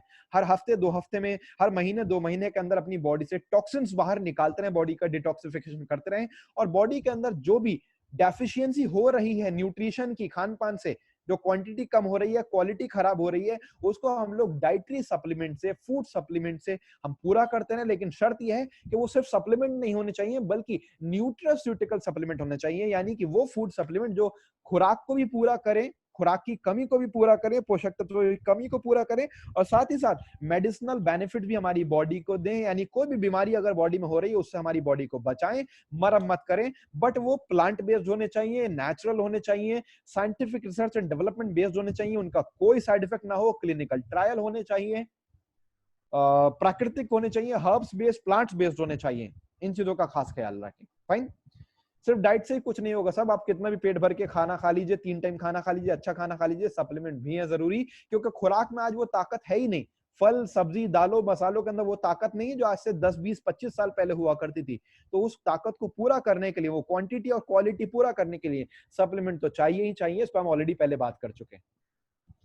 हमारे पूर्वज 100-100 साल आराम से जीते थे, हेल्थ के साथ में जीते थे। क्यों? क्योंकि वो लोग अच्छी सेहत इसलिए मेंटेन कर पाते थे कि जो खाना खाते थे, पानी पीते थे, जिस हवा में वो सांस लेते थे, वो अनपॉल्यूटेड हुआ करती थी। आज की तारीख में हमारा खाना, हमारा पानी, हमारी हवा, ये पॉल्यूटेड हो चुका है। इसी वजह से ये सारी दिक्कतें हो रही। तो हमें समझना चाहिए कि सेहत हमारे खुद के लिए कितना इंपॉर्टेंट है और सेहत जगत के अंदर उद्योग में क्या पॉसिबिलिटीज हैं, क्या संभावनाएं हैं। ये रिपोर्ट हम लोग पहले क्लियर कर चुके हैं, मैं इसकी डिटेल में नहीं जा करके, सिर्फ इस पे एक बार आप नजर डालिएगा और समझिएगा कि कितना ज्यादा जरूरी है खुद को बचाना। और अगर वही बचाव के उपाय हमारे पास हम लोगों को देते हैं तो क्या हमारे फ्यूचर की पॉसिबिलिटीज हैं एज ए करियर। क्या आप हेल्दी हैं? इस हवा में रह करके इंडिया के अंदर आप हेल्दी हो सकते हैं? पानी पे कुछ हद तक आप कंट्रोल कर सकते हैं, हर जगह हर वक्त कंट्रोल नहीं कर सकते। भोजन हम पहले ही बात कर चुके हैं साहब। हेल्थ के ट्रीटमेंट्स के क्या हालात हैं आज, और रेडिएशन कितना ज्यादा बढ़ चुका है। अब रेडिएशन से बचने के लिए क्या मोबाइल को यूज करना छोड़ देंगे? तब अगर आज मोबाइल यूज करना छोड़ दिया तो बहुत सारे लोगों के लाइफ में बहुत सारे नुकसान हो जाएंगे, स्टडीज के, पढ़ाई के, जॉब के, बिजनेस के, आपके जो भी आप प्रोफेशन में इन्वॉल्व हैं और बहुत सारी चीजों के आपके। तो इसका मतलब ना चाहते हुए, देखिए आज से 20 साल 25 साल पहले एक मोहल्ले में एक फोन होता था और उसका नंबर हम किसी को देते थे, अपने परिवार के सदस्य को। जब वो कभी बाहर जाता था वो फोन करता था, पड़ोसी हमें बुलाने आता था, कहता था भाई आपके घर के सदस्य का फोन आया, फोन पे आके बात कर लीजिए। आज से 10 साल 15 साल पहले या 20 साल पहले हर घर के अंदर फोन आ गया। आज से 10 साल पहले हर इंसान के पास फोन आ गया, या 5 साल पहले कह सकते हैं हर इंसान के पास फोन आ गया। और आज की तारीख में हर इंसान के पास 2-2 फोन और हर फोन में 2-2 सिम। तो जरा सोचिए आने वाले वक्त में कितना ज्यादा ये प्रॉब्लम करेगी चीज। और इसको आप कम कर सकते हैं क्या आप मोबाइल को, लैपटॉप को, गैजेट्स को, मशीनों को, माइक्रोवेव ओवन्स को, माइक्रोवेव ओवन के अंदर सब हम खाना बनाते हैं, खाना पकाते हैं। एक बात बताइए कैसे पकता है? ना तो उसके अंदर हीटिंग एलिमेंट्स होते, ना तो उसके अंदर कोई आग जलती। इंडक्शन कुकर पे आज हम लोग खाना पकाते हैं, ना तो उसके अंदर कोई आग जलती, ना तो उसके अंदर कोई हीटिंग एलिमेंट्स होते। फिर कैसे पकता है? रेडिएशन से। इंडक्शन कुकर के ऊपर जो चीजें पकती हैं वो पकती हैं रेडिएशन से। माइक्रोवेव ओवन के अंदर जो चीजें पकती हैं वो पकती हैं रेडिएशन से। और लोगों को इतना भी नहीं पता होता कि माइक्रोवेव ओवन के अंदर किस तरह के बर्तन हमें इस्तेमाल करने चाहिए। प्लास्टिक की चीजों में इन चीजों को पका देते हैं और धीरे धीरे करके वो प्लास्टिक घुलता है। और सबसे ज्यादा हार्मफुल एलिमेंट होता है जो प्लास्टिक, जिसे हम जानते हैं, प्लास्टिक के नाम से मानते हैं, जानते हैं, पहचानते हैं, सबसे ज्यादा हार्मफुल एलिमेंट होता है जब वो धीरे धीरे करके घुल करके हमारी बॉडी के अंदर जाता है, स्लो पॉइजन का काम करता है और कैंसर का एक बहुत बड़ा कारण बनता है। यही वजह तो है साहब कि आज से 10 साल 20 साल पहले कैंसर के केसेस दूर दराज कभी कभार किसी के सुनने को आते थे, और आज की तारीख में कितना ज्यादा ये बीमारियां कॉमन होती जा रही हैं, बढ़ती जा रही हैं। रीजन हमारा लाइफ स्टाइल। कुपोषण के बारे में हम लोग ऑलरेडी बात कर चुके हैं पहले, बट कितना ज्यादा इसके अंदर दिक्कतें हैं और क्या क्या दिक्कतें हम देख सकते हैं। एक आंकड़े ऊपर अगर आप देखें स्क्रीन पर अपनी, भयावहता बयान करते आंकड़े, डरावने आंकड़े। 5 वर्ष से कम उम्र के बच्चों में मृत्यु दर प्रति 1000, यानी हर 1000 में से इतने लोग 5 वर्ष से, इतने बच्चे 5 वर्ष से कम उम्र में ही मर जाते हैं, सिर्फ इसलिए कि उनको खान पान नहीं मिल पाता प्रॉपर वे में, यानी कि उनको जो पोषण चाहिए वो नहीं मिल पाता। तो पोषण की कमी को हम कुपोषण के नाम से जानते हैं, कुपोषण की वजह से मर जाते हैं। और हर 1000 में से बहुत सारे देशों के अंदर आंकड़े अलग अलग है, कहीं पर कम कहीं पर ज्यादा हो सकते हैं। हमें अपनी अपने देश की फिक्र करनी है। सबसे पहले हमारे देश के अंदर, भारत के अंदर, इंडिया में 1000 में से, हर 1000 में से 93 बच्चे सिर्फ कुपोषण की वजह से मर जाते हैं। इसका मतलब क्या हुआ? इसका मतलब ये हुआ कि ऑलमोस्ट 9.3% बच्चे कुपोषण से मर जाते हैं। कितनी अफसोस की बात है कि आज भी 21वीं सदी में भी पोषण की कमी की वजह से, खुराक पूरी नहीं मिल पाने की वजह से, प्रॉपर क्वांटिटी और क्वालिटी में भोजन नहीं मिल पाने की वजह से, पोषक तत्व नहीं मिल पाने की वजह से आज इतने बच्चे आज देश में मर रहे हैं।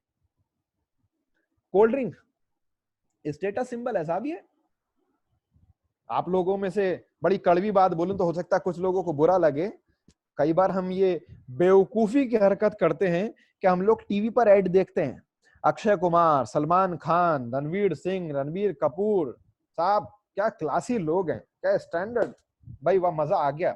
बड़े स्टाइल के साथ में उन्होंने, बड़े स्वैग के साथ में 2 उंगली और 1 उंगली के बीच में फांस के एक टिन को पिया, एक कोल्ड ड्रिंक को पिया, और हमें लगता है कि हम भी वैसे स्कूल में, कॉलेज में, दोस्तों के सामने, रिलेटिव के सामने, किसी बाहर वाले के सामने पियेंगे तो स्टेटस सिंबल है। घर के अंदर जब हमारे कोई रिश्तेदार आता है, अगर हमने कोल्ड ड्रिंक को नहीं पूछा तो वो हमें समझता है कि हम बड़े असभ्य लोग हैं, हमें तमीज नहीं है अपने मेहमानों की मेहमान नवाजी करने की, और हम गरीब हैं। जैसे हमारे घर में कोल्ड ड्रिंक नहीं है तो हर वक्त एक दो बॉटल हमारे फ्रिज में रहनी ही चाहिए। फाइन। और अगर बाई चांस हमने कोल्ड ड्रिंक के बजाय उसको हेल्थ की कोई चीज, नींबू पानी वगैरह हमने उसे पेश कर दिया, या कोई हेल्थ की अच्छी चीज हमने उसको बना के दे दी, तो ऐसा लगता है उसे भी और हमें भी कि जैसे कुछ कमी रह गई। नाश्ते में अगर मान लेते हैं आप कितना भी अच्छे फ्रूट्स रख लो, कितना भी अच्छे स्नैक्स दे दो, लेकिन साथ में अगर कोल्ड ड्रिंक नहीं है तो इसका मतलब कई बार हम ये बेवकूफी दिखाते हैं। जी हाँ साहब, बेवकूफी का वर्ड यूज कर रहा हूँ। चुभनी चाहिए बात कुछ लोगों को, जब बात चुभेगी तभी बात बनेगी। कुछ ऐसे बेअकल और बदअकल लोग होते हैं जिनको लगता है कि अगर कोल्ड ड्रिंक है तो स्टेटस मेंटेन्ड, और कोल्ड ड्रिंक नहीं है तो कमी रह गई नाश्ते के अंदर। साहब कोल्ड ड्रिंक के अंदर थोड़ा सा इन चीजों पे, मैं इस चीज पर जरूर ध्यान से लेकर के जाऊंगा आप लोगों को, कि कोल्ड ड्रिंक से दिल की बीमारियां होती हैं, कोल्ड ड्रिंक से आपका बीपी इंक्रीज होता है, कोल्ड ड्रिंक से मोटापा बढ़ता है, कोल्ड ड्रिंक से डायबिटीज होती है, कोल्ड ड्रिंक से आपकी हड्डियों की और दांतों की समस्याएं होती हैं। क्यों होती हैं? थोड़ा सा देखिएगा। कार्बोनेटेड सॉफ्ट ड्रिंक जितने भी होते हैं, स्वीटेंड बेवरेजेस, ये सब चीजें होती हैं उसके अंदर कंटेंट जो आप खाते हैं। इस चीज पर हमने कभी डिटेल में बात नहीं करी, लेकिन आज डिटेल में बात करने का ही हमारा। क्या करता है? ऑस्टियोपोरोसिस होता है इससे, बोन्स की दिक्कत होती है, दांतों की दिक्कत होती है, डाइजेशन की दिक्कत होती है। ठीक है, शुगर इसमें एक्स्ट्रा होती है। 300 ml कोल्ड ड्रिंक के अंदर उसको इतना कड़वे केमिकल यूज किए जाते हैं, उनको न्यूट्रलाइज करने के लिए, उसको मीठा और स्वादिष्ट बनाने के लिए इतना ज्यादा शुगर कंटेन उसके अंदर ऐड किया जाता है कि जिसकी वजह से डायबिटीज, आप स्क्रीन पर देख सकते हैं, ठीक है, अलार्मिंग शुगर कंटेन, इतना ज्यादा उसके अंदर चीजें यूज होती हैं। वैसे तो शुगर, सबसे पहले मैंने एक स्टडी के अंदर पढ़ा था, तब से मैंने इस चीज की प्रैक्टिस लाइफ के अंदर करना शुरू करी। आप अपनी लाइफ से अगर शुगर को बिल्कुल निकाल दें तो आप बहुत सारी बीमारियों से बच जाएंगे। वैसे और भी चीजें हैं जिसको आप कम कर सकते हैं, जैसे कि ऑयल कम कर सकते हैं। रिफाइंड ऑयल सबसे ज्यादा घातक होता है, और हम लोग, क्योंकि ये एक बहुत बड़ा जंगल बन चुका है टीवी के थ्रू, एडवर्टीजमेंट के थ्रू, मीडिया इंडस्ट्री के थ्रू, कि हमारे दिल दिमाग में, हमारे सबकॉन्शियस माइंड में जाने अनजाने में वो चीजें बैठा दी जाती हैं जो चीजें है नहीं। क्यों? क्योंकि बड़ी बड़ी कंपनी को कमर्शलाइजेशन के अंदर पैसा कमाना है, नोट छापना है, आपको सेहत का फायदा नुकसान होने फिक्र नहीं है। रिफाइंड ऑयल्स है ना, डबल रिफाइंड ऑयल, रिफाइंड का मतलब जानते हैं? रिफाइन करने के लिए ब्लीचिंग पाउडर से और बहुत सारे हार्मफुल केमिकल से तेल को रिफाइन किया जाता है, प्यूरिफाई किया जाता है, और बहुत सारे प्रोसेस से गुजारा जाता है। डबल रिफाइंड ऑयल और भी ज्यादा घातक हो जाता है। तो इसलिए आप ऑयल कम से कम यूज करें, और वो ऑयल यूज करें कि जो नेचुरल है, यानी कि जो रिफाइन नहीं है, जो सिंपल, वो आप कह सकते हैं कि मस्टर्ड ऑयल हो चाहे कोकोनट ऑयल हो, बेस्ट होते हैं, लेकिन सबसे बेटर, थोड़ा सा कॉस्टली हो सकता है, ऑलिव ऑयल। लेकिन रिफाइन ऑयल कभी यूज ना करें सबसे ज्यादा। तो सेम ऑयल हो गया, नमक बिल्कुल यूज ना करें, कम से कम यूज करें, ना के बराबर। खाना पकाते वक्त जितना इस्तेमाल हो उतना, एक्स्ट्रा ना यूज करें। हमेशा याद रखना, नमक जैसे आपकी बॉडी के अंदर बढ़ता है, बॉडी के अंदर फैट कंटेन एक्स्ट्रा ऐड होने लगता है, और साथ ही साथ बीपी की प्रॉब्लम आपके साथ में होने लगती है। ठीक है, और भी कई दिक्कतें होती हैं उसकी वजह से। तो जितना हमें बेसिक चाहिए आयोडीन वगैरह की वजह से, तो उतना हमारे खाने के अंदर हम पकाते टाइम उतना उसे ले लेते हैं। और फूडिंग हैबिट, कुकिंग हैबिट लोगों की बड़ी इंटेंस होती है, इतना पकाते हैं, इतना पकाते हैं, इतना पकाते हैं कि बस खाने ही पक जाता है, उसके अंदर न्यूट्रिशन ही जल के खत्म हो जाते हैं। और बार बार फिर उसको ठंडा करेंगे, फ्रिज में डालेंगे, फिर खत्म, उसे गर्म करेंगे, फिर ठंडा, फिर गर्म, और वो धीरे धीरे कर करके उसके न्यूट्रिशन जल जाते हैं, और उसके अंदर ऐसे केमिकल्स हार्मफुल डेवलप हो जाते हैं जो आपकी बॉडी को नुकसान पहुंचाना शुरू कर देते हैं। तो बात करते हैं, यहाँ पर हम लोग बात कर रहे थे कोल्ड ड्रिंक के अंदर दूसरा कंटेंट शुगर। इसकी वजह से वेट गेन होता है, बीपी बढ़ता है, कोलेस्ट्रॉल आपके अंदर, बैड कोलेस्ट्रॉल बढ़ता है, दिल की बीमारियां होती हैं, प्री मैच्योर एजिंग होती है। तीसरी, एस्पर्टेम नाम का इसके अंदर केमिकल यूज होता है जो कि आर्टिफिशियल स्वीटनर का काम करता है, एक आर्टिफिशियल मिठास का काम करता है। ये हाईली कार्सिनोजेनिक होता है, जिसकी वजह से ब्रेन ट्यूमर की दिक्कतें होती हैं। समझ लीजिएगा, कोल्ड ड्रिंक पीने वाले लोग, अब आप ये कहें कि कभी कभी पीते हैं, तो यार रोज एक सिगरेट पियो या हफ्ते में एक सिगरेट पियो, सिगरेट नुकसान तो करेगा, फर्क यह है रोज पीने वाले का ज्यादा करेगा, कभी कभार पीने वाले का कभी कभार करेगा, कम करेगा। तो बेहतर है कि हम उस आदत को, बुरी आदत को छोड़ दें। आपको इस चीज को बिल्कुल लाइफ से निकाल देना चाहिए। और यकीन मानिए, शुरू शुरू में आदत बनाने में थोड़ा सा मुश्किल होती है। जैसे कि मुझे आदत थी, मैं शुगर के साथ में मैं कोई भी अगर चीज खाता था पीता था तो उसके अंदर मैं चीनी बहुत ज्यादा ऐड करता था। लेकिन जिस दिन मैंने चीनी को अपनी लाइफ से निकाला बिल्कुल बाहर, थोड़ी सी दिक्कत हुई शुरू शुरू के कुछ दिन, कुछ हफ्ते या कुछ महीने के लिए, क्योंकि आदत बिगड़ी। लेकिन आज की तारीख में मुझे कोई चीज ऐसी नहीं लगती कि जैसे मान लेते हैं कड़वी है या उसके अंदर चीनी कम है। क्यों? क्योंकि मुझे पता है कि स्वाद और स्वास्थ्य दोनों एक साथ नहीं मिल सकते। स्वाद और स्वास्थ्य दोनों एक साथ नहीं मिल सकते। एक चाहिए तो एक को आपको छोड़ना पड़ेगा। यानी कि सेहत और टेस्ट, यानी कि हेल्थ और टेस्ट दोनों साथ में नहीं मिल सकते। या तो हेल्थ ले लीजिए या टेस्ट ले लीजिए, अब आपकी चॉइस है, आपके लिए ज्यादा क्या इंपॉर्टेंट है। फाइन। ब्रेन ट्यूमर होता है इसकी वजह से, बर्थ इफेक्ट्स होते हैं, बर्थ इफेक्ट्स यानी कि इंपोर्टेंसी, इनफर्टिलिटी की दिक्कत, ठीक है, डायबिटीज, एपिलेप्सी और कई दिक्कतें होती हैं। कैफीन, इसके अंदर कैफीन ऐड होता है जिसकी वजह से इंसोम्निया, आप सो नहीं पाते, बीपी बढ़ता है आपका, हार्ट बीट आपकी खराब हो जाती है, डिस्टर्ब होती है, हाई कोलेस्ट्रॉल आपका होता है, बैड कोलेस्ट्रॉल, कैंसर की दिक्कतें होती हैं। सोडियम बेंजोएट इसके अंदर यूज होता है जिसकी वजह से बॉस, जो कि कॉमन प्रिजर्वेटिव होता है इसकी शेल्फ लाइफ बढ़ाने के लिए, ये आपके सेल्स को डैमेज करता है, आपके सेल्स के ऊपर जाकर किसी तरह अटैक करता है। ठीक है, टैप वाटर, ठीक है, कंटेन केमिकल लाइक क्लोरीन, ये कैडमियम को लीड करता है, और ऑर्गेनिक पोल्यूशन आपकी बॉडी के अंदर, और भी कई सारी दिक्कतें होती हैं। और देखिएगा ये क्या लिखा है, you would not eat 22 packs of sugar, why you are drinking them. आप 22 पैकेट चीनी के खाना पसंद नहीं करेंगे तो आप पी क्यों रहे हैं उसको? क्योंकि 300 ml की कोल्ड ड्रिंक के अंदर 22 पैकेट शुगर ही आप खा जाते हैं साहब। ठीक है, ह्यूमन रिपोर्ट्स है एफडीए की भी रिपोर्ट आप सोचिएगा कि साहब आप कोल्ड ड्रिंक की वजह से माइग्रेन, विजन की दिक्कत, आपको nausea, vomiting, insomnia, sleep problem, abdominal और जॉइंट प्रॉब्लम, हार्ट रेट की दिक्कत, depression, memory loss, seizure, brain cancer, ये सब चीजें होती हैं। और पहले हम बात कर चुके हैं दिल की, बीपी की, मोटापे की, डायबिटीज की, दांतों की और हड्डियों की बीमारियों की दिक्कत होती है। ये मैंने इसलिए इस पे थोड़ा फोकस किया स्लाइड के ऊपर कि आप में से बहुत सारे लोगों को पता होना जरूरी है, जहां तक ये नॉलेज जाए उन लोगों को समझ में आना जरूरी है कि आप कोल्ड ड्रिंक के नाम पर स्लो पॉइजन क्यों ले रहे हैं। सिर्फ इसलिए ले रहे हैं कि टीवी पे आपने एक इंप्रेसिव एड देखा और आप उससे इंप्रेस हो गए। Early puberty, times of India की एक रिपोर्ट है साहब, बैंगलोर की, आज से कुछ साल पहले की। 5 साल के अंदर प्यूबर्टी स्टार्ट होने का मतलब जानते हैं आप क्या होता है? सोचने वाली बात है। मेंस्ट्रुअल सर्कल्स यानी कि पीरियड्स 5 साल की एज में अगर स्टार्ट हो जाएं, 5 साल तक हिट कर चुकी प्यूबर्टी, कितनी ज्यादा डरावनी न्यूज आप सोचिए। अर्ली मेनोपॉज, 20 तक की एज में ये मेनोपॉज, टाइम्स ऑफ इंडिया की रिपोर्ट है। 20 इयर्स की एज में ये हिट हो जाती है कई सारी लोगों के साथ, कई सारी फीमेल्स के साथ में। बहुत बड़ी परसेंटेज ये बनती आज जा रही है हमारे लाइफस्टाइल बिगड़ने की वजह से। Health industry as a user, इसके बारे में जानना, समझना, कंसर्न करना, फोकस करना, केयर करना, प्रोटेक्ट रखना अपने आप को कितना जरूरी है, और इस इंडस्ट्री के अंदर लोगों को जागरूक करना कितना ज्यादा जरूरी है। नो डाउट बहुत इस इंडस्ट्री के अंदर पैसा है, लेकिन मोरल रिस्पॉन्सिबिलिटी, सोशल रिस्पॉन्सिबिलिटी के तौर पर भी कितनी बड़ी जिम्मेदारी हम लोगों के ऊपर बन जाती है कि हम लोगों को बताएं। और जब इतनी बड़ी इंडस्ट्री है तो इसमें आप बहुत अच्छा फॉर्च्यून और करियर और भविष्य भी मेंटेन कर पाएंगे। क्यों? क्योंकि सबसे ज्यादा दिक्कतें इस इंडस्ट्री के अंदर है, और जहां पर सबसे ज्यादा दिक्कतें होती हैं अगर उसी का सोल्यूशन आप लोगों को देते हैं तो सबसे बड़ा करियर भी वहां बनता है। आप जरा सोचिए कि 20 साल के बाद में अगल कैन नॉट कंसीव, अगल can not become the mother, कितनी सोचने वाली बात है, कितनी ज्यादा अफसोस वाली बात है। और एक बहुत बड़ी मेजोरिटी आज इस दिशा में जा रही है, खराब लाइफस्टाइल, खराब खान पान की वजह से, खराब आसपास के आबो हवा एनवायरनमेंट की वजह से, कि 20 से 25 साल में मेनोपॉज हो रहा है। इसका मतलब इसके बाद में वो महिला मां नहीं बन सकती। स्ट्रेस एक बहुत बड़ी दिक्कत हो चुकी है, बहुत बड़ी टेंशन, किसी को पढ़ाई की टेंशन, किसी को कमाई की टेंशन, किसी को किसी और तरह के टेंशन, बहुत सारे टेंशन, बहुत सारे स्ट्रेस, बहुत सारे डिप्रेशन हमारी बॉडी के अंदर घर करते जा रहे हैं, जिसकी वजह से बहुत सारे हार्मोनल इम्बैलेंसेस हमारी बॉडी के अंदर होते हैं। देखिएगा आपकी स्क्रीन पर आपको दिखाई दे रहा है कि स्ट्रेस की वजह से क्या क्या होता है। स्ट्रेस की वजह से आपका नॉर्मल फंक्शन जो नर्वस सिस्टम का होता है वो डिस्टर्ब होता है, जिसकी वजह से रिजल्ट होता है कि आपका, आपकी बॉडी के साथ कम्युनिकेशन डिस्टर्ब होता है। बहुत सारी और दिक्कतें होती हैं स्ट्रेस की वजह से, आगे हम बात करेंगे।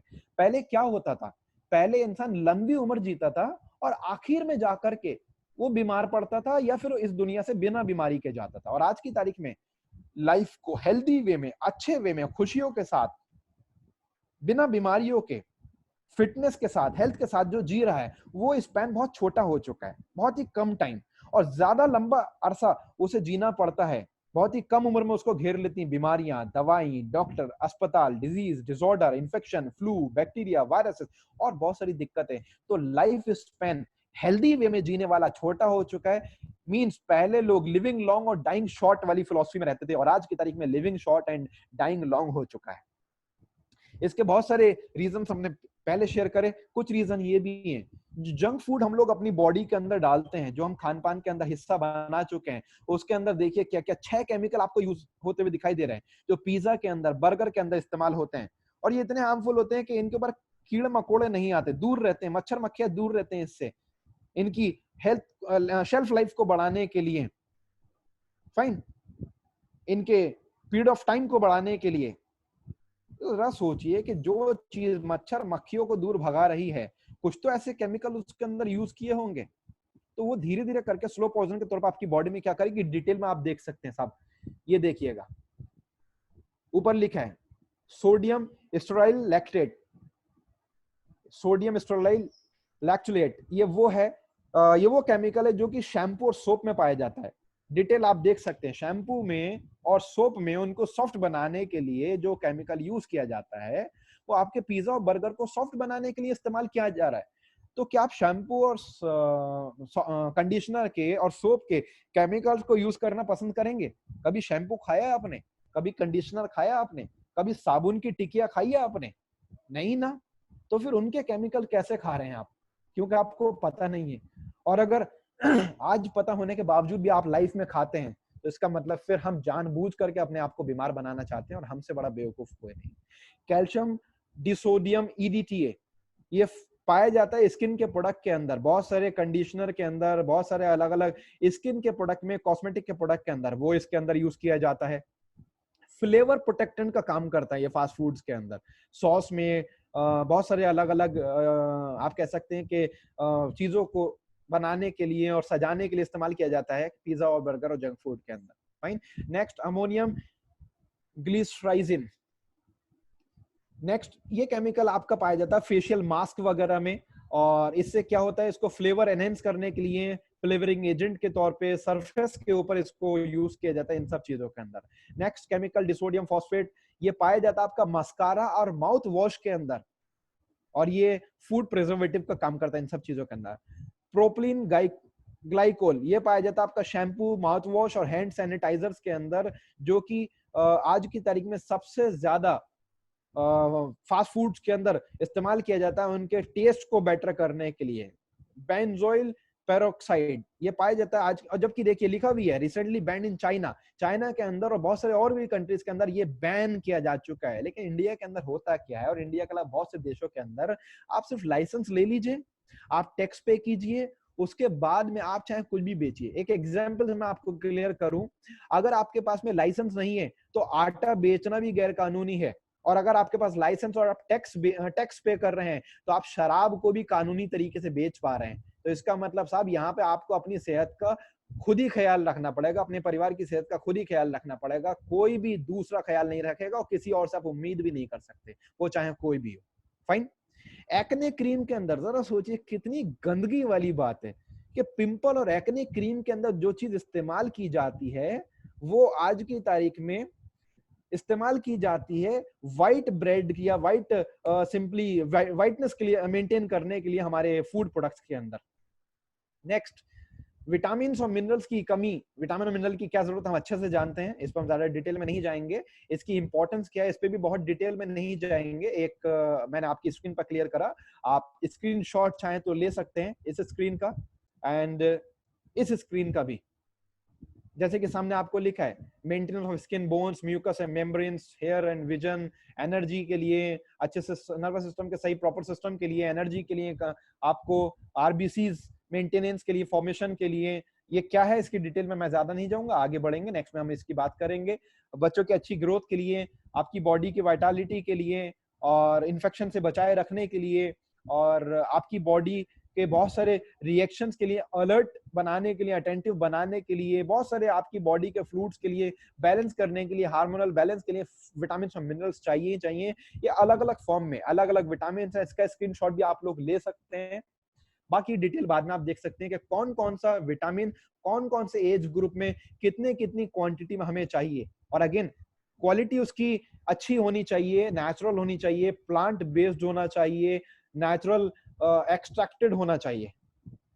अब ये सब इन सब चीजों के अंदर मिलती हैं, ये सब चीजें हम रोजाना नहीं खाते, या तो प्रॉपर क्वांटिटी में नहीं खाते, या उस क्वालिटी में नहीं लेते जिस क्वालिटी में हमें चाहिए, जिसकी वजह से और बहुत सारी दिक्कतें होती हैं। दिक्कतें क्या होंगी, हम पीछे ही बात कर चुके हैं कि विटामिन और मिनरल्स का क्या रोल होता है। अगर ये कम जाएंगे तो पीछे जो भी हमने बात करें कि इसके क्या रोल्स और इंपॉर्टेंस होते हैं, वो सारे रोल्स डिस्टर्ब हो जाएंगे बॉडी के अंदर। ठीक। और मल्टीविटामिन हम अगर नहीं लेते हैं, जैसे कि सामने लिखा, most people do not eat a well balanced diet and require the added nutrition of multivitamin. हर हाल में चाहिए, जिसकी वजह से लोगों की डाइट वेल बैलेंस नहीं होती। और आज तो हो भी नहीं सकते, आप कितना भी खा लीजिए, क्वांटिटी आप पूरी नहीं कर सकते, क्वालिटी पूरी नहीं कर सकते, क्योंकि पीछे से फल और सब्जी में क्वांटिटी क्वालिटी आ ही नहीं रही है। ठीक है। अब जिसकी वजह से होता क्या है, मल्टीविटामिन हर हाल में चाहिए, अगर नहीं लेंगे तो होगा क्या, स्ट्रेस, पुअर डाइट, डाइट की कमी, कुपोषण, पोल्यूशन से आपका एक्सपोजर होता है, जिसकी वजह से और बहुत सारी दिक्कतें आपको घेरना शुरू कर देती हैं। ये देखिएगा क्या क्या चीज हमारी बॉडी के अंदर एक्सेस हो चुकी है, क्या क्या चीज हमारी बॉडी के अंदर डेफिशिएंसी के अंदर है। हमारी बॉडी के अंदर refined product, meat, animal product, boiled खराब चीजें, ऐसी ऐसी चीजें, मींस बहुत ज्यादा ओवर बॉइल्ड या ओवर कुक्ड करने की वजह से फ्रूट्स और वेजिटेबल के अंदर जो खराब चीज हमारी बॉडी के अंदर जा रहे हैं, जिसके हमने पीछे जिक्र किया था कि बार बार उन्हें गर्म करना, ठंडा करना, फ्रिज में डालना, अगेन री कुकिंग, री हीटिंग करने की वजह से क्या दिक्कतें होती हैं, हम पहले बात कर चुके। Salt, sugar, cholesterol, caffeine, alcohol, medication, बहुत सारी अंग्रेजी दवाइयां, allopathic medicine, food additives and pesticides हमारे अंदर, फूड प्रिजर्वेटिव्स जो डिब्बा पैक फूड्स के थ्रू, डिब्बा पैक्ड, सिंपली कह सकते हैं आप, जूसेस के थ्रू, बहुत सारे पैक्ड फूड्स के थ्रू हमारी बॉडी के अंदर हार्मफुल केमिकल्स जाते हैं, वो बॉडी में बहुत ज्यादा बढ़ चुके हैं। और कमी किन चीजों की हो रही है, जो हमारी बॉडी को ज्यादा चाहिए थे, क्या चाहिए थे, विटामिन, ट्रेस एलिमेंट्स, यानी कि जो चीजें बढ़ चुकी हैं वो या तो हमें बिल्कुल नहीं चाहिए थी, बहुत सारी चीजों उनमें से, और कुछ चीजें उनमें से बहुत कम चाहिए थी कभी कभार, लेकिन वो चीज हमारी बॉडी में रोजमर्रा की लाइफ में आ चुकी हैं और बहुत ज्यादा बढ़ रही हैं, जिसमें कई चीजें आपने देखा होगा, like sugar, caffeine and all, और बहुत सारी और भी चीजें। और जो चीजें हमें रोज चाहिए, बार बार चाहिए, ज्यादा चाहिए, वो कम हो चुकी है। Vitamin, mineral, carb, fibre, unsaturated fat, protein, amino acids, enzymes, amino acids भी या प्रोटीन में नेचुरल वे में, enzymes, herbs, water, clean water, pure water, natural water, ये सब चीजें जो चाहिए ज्यादा, वो हो चुका कम सावाज की तारीख में। ये भी एक बहुत बड़ा रीजन है। आज वक्त से पहले पकाया जाता है, तैयार किया जाता है, कोल्ड स्टोर में रख करके, अलग अलग प्रोसेस से गुजार करके, दवाइयों से, केमिकल्स के थ्रू, और कुकिंग मेथड पे हम पहले बात कर चुके हैं कितना ज्यादा खराब हो चुका है। हम सिर्फ चीज को हल्का सा पकाने के लिए नहीं पकाते, बल्कि उसको पूरा जला ही देते हैं, जब तक उसका कलर चेंज ना हो जाए, जब तक कि बिल्कुल मान लेते हैं कि कढ़ाई का कलर चेंज ना हो जाए, तेल का कलर चेंज ना हो जाए, पकाते रहते हैं, पकाते रहते हैं, पकाते रहते हैं। बहुत ज्यादा इंटेंस कुकिंग मेथड को हम लोग यूज करते हैं, जो एक बहुत बड़ा रीजन है हमारे खराब सेहत का। ये कुछ और केमिकल है जो कि आइसक्रीम्स वगैरह में यूज करते हैं। पहले हमने बात करी थी कोल्ड ड्रिंक को लेकर के, अब ये आइसक्रीम के जो लवर्स हैं, आइसक्रीम के चाहने वाले हैं, उनको भी थोड़ा सा समझना जरूरी है, उनकी अकल के ढक्कन और आंखों के पर्दे खुलना जरूरी है। ये केमिकल्स यूज होते हैं सब आइसक्रीम्स के अंदर, आपकी स्क्रीन पर सामने दिखाई दे रहे हैं। आइए चलिए बात करते हैं डिटेल में, हमने आज तक इस पर बात नहीं की, आज थोड़ा डिटेल में जानते हैं, समझ में तो आ जाए बहुत सारे लोगों को। उसके बावजूद भी अगर वो गलती करें फ्यूचर में, फिर उनकी गलती, उनकी जिम्मेदारी है, हमारा काम है उनको जागरूक करना। पहला केमिकल डाइथिल ग्लाइकोल, एक ऐसा गंदा और चीप केमिकल जो कि यूज किया जाता है अंडों की बजाय, एग्स की बजाय, बहुत सारे ब्रांडेड आइसक्रीम्स के अंदर सेम केमिकल यूज किया जाता है पेंट रिमूवर के अंदर। पिप्रोनल, ये यूज किया जाता है वैनिला के अंदर। हाँ, इस चीज पे थोड़ा सा ध्यान से समझिएगा, वैनिला का टेस्ट का मिमिक करता है ये, यानी कि वैनिला क्योंकि एक तरह की ये लकड़ी होती है, उसको अगर हम ओरिजिनल फॉर्म में लेकर के आए तो वो महंगी हो सकती है। तो जो आप सोचिए 10 रुपए में आपको वैनिला आइसक्रीम मिल रही है, 5 रुपए में वैनिला आइसक्रीम मिल रही है, 20-25 रुपए में वैनिला, 50 रुपए में आइसक्रीम मिल रही है। आपको लगता है कि ओरिजिनल वैनिला यूज कर सकते हैं वो लोग 50 या 25 रुपए में या 10 रुपए में? तो वो क्या यूज करते हैं, वो यूज करते हैं उसकी बजाय उसकी तरह सुगंध देने वाला, स्वाद देने वाला पिप्रोनल नाम का केमिकल। और ये क्या इस्तेमाल करता है, खुद पढ़िए आप, समझ में आएगा। This chemical is used to kill lice, यानी कि जो बहुत सारे ऐसे शैम्पू आते हैं, बहुत से ऐसे केमिकल्स यूज होते हैं जिनको हम बालों में इस्तेमाल करते हैं जुओं को मारने के लिए। जी हाँ साहब, मैं दोबारा रिपीट कर दूं, जुओं को मारने के लिए, लाइस को किल करने के लिए जो केमिकल हम यूज करते हैं बहुत सारे शैम्पूज के अंदर, सेम वही चीज यूज होती है हमारे वेनिला को बनाने के लिए। उसके बावजूद आगे से जब भी आप वेनिला फ्लेवर की कोई आइसक्रीम खाने जाए, समझ लीजिएगा कि आप जुओं को मारने वाला केमिकल खा रहे हैं। Aldehyde C17 used to flavour cherry ice cream, cherry का फ्लेवर मेंटेन करने के लिए, स्वाद देने के लिए ये यूज किया जाता है। ये एक इनफ्लेमेबल लिक्विड होता है और ये प्लास्टिक और रबर बनाने के लिए और डाइज बनाने के लिए, जो कलर डाइज होती हैं, हेयर डाई वगैरह, उनके लिए इस्तेमाल, या कपड़ों पे जो डाई की जाती है उसके लिए इस्तेमाल किया जाता है। कितनी अच्छी चीज है ना, जो चीजें कपड़ों पर रंगने के लिए प्लास्टिक में और रबड़ में इस्तेमाल होती हैं, वो आप और हम खाते हैं। बहुत अच्छी बात है। आज बहुत ही खुशखबरियां हम लोगों को मिल रही हैं यहाँ पर इस सेशन के थ्रू। समझ में आएगा कि हम क्या खा चुके हैं और आगे खाएंगे तो कितना बड़ी बेवकूफी करेंगे। Ethyl acetate used to give ice cream a pineapple flavour. Pineapple flavour कैसे मेंटेन होता है देखिए, क्लीनर फॉर बोथ लेदर और टेक्सटाइल। क्या बात है साहब, बड़ी अच्छी बात है। टेक्सटाइल यानी कपड़े को और लेदर को साफ करने के लिए हम लोग इस्तेमाल करते हैं। बहुत ही क्रोनिक इसकी बदबू होती है और ये लंग्स के लिए, लिवर और हार्ट के लिए खराब होता है, डैमेज करता है, फिर भी हम खाते हैं। पाइनएप्पल फ्लेवर की आइसक्रीम खाने वालों के लिए बहुत बहुत मुबारकबाद। अगली नट फ्लेवर्ड आइसक्रीम, क्या बात है। जिन लोगों को नट्स यानी कि ड्राई फ्रूट्स एंड ऑल उस तरह के फ्लेवर की आइसक्रीम खाने का शौक है तो वो खाते हैं। ब्यूटी रैल्डिहाइड नाम का ये केमिकल होता है जो कि इस्तेमाल होता है रबर सीमेंट के अंदर। भाई वाह, मजा आ गया, कांग्रेचुलेशन। रबर सीमेंट के अंदर इस्तेमाल करने वाली चीजें आज तक खा रहे थे, अगर आगे भी खाएंगे तो वो चीज आप खाएंगे जो नट आइसक्रीम, नट फ्लेवर्ड आइसक्रीम खाते हैं। बनाना फ्लेवर आइसक्रीम कैसे बनाई जाती है साहब?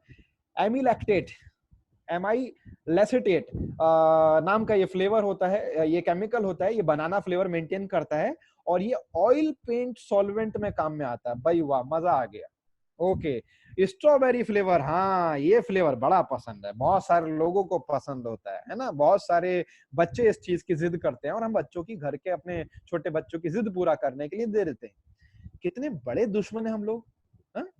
पहले तो देखिए केमिकल को, ये इसका नाम है benzyl acetate, use for its strawberry flavour. Strawberry flavour के ये मिमिक के तौर पे यूज होता है। नाइट्रिक सॉल्वेंट होता साहब ये।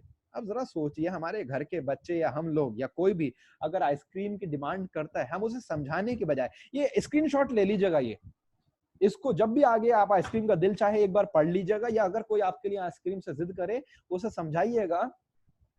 ऐसा नहीं आप उसके दुश्मन है, आइसक्रीम आप उसे खिलाना नहीं चाहते। अगर उन्हें लगे कि आप कंजूसी कर रहे हैं तो एक काम कीजिएगा, उतने रुपए का उनको ड्राई फ्रूट ओरिजिनल खिला दीजिएगा, उनको फ्रूट्स लेकर दे दीजिएगा, लेकिन आइसक्रीम मत खिलाइएगा। क्यों? क्योंकि जाने अनजाने में कोई गैर उनके साथ दुश्मनी नहीं कर रहा, बल्कि आप उनके सबसे बड़े दुश्मन है। उनकी सेहत को आप खत्म कर रहे हैं और धीरे धीरे करके आप जानबूझ के उनको बीमार बना रहे हैं। तो अगर आप अपनी फैमिली के, अपने चाहने वालों के सेहत के सबसे बड़े दुश्मन हैं तो उन्हें इस तरह की आइसक्रीम्स खिलाइएगा, अदरवाइज उन्हें आइसक्रीम से बचाइएगा।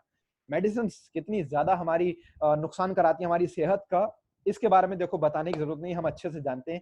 एलोपैथिक मेडिसिन के अंदर जो केमिकल्स यूज होते हैं, जो हार्मफुल सिंपल सॉल्ट यूज होते हैं, कितना ज्यादा वो नुकसान करते हैं, कितना ज्यादा।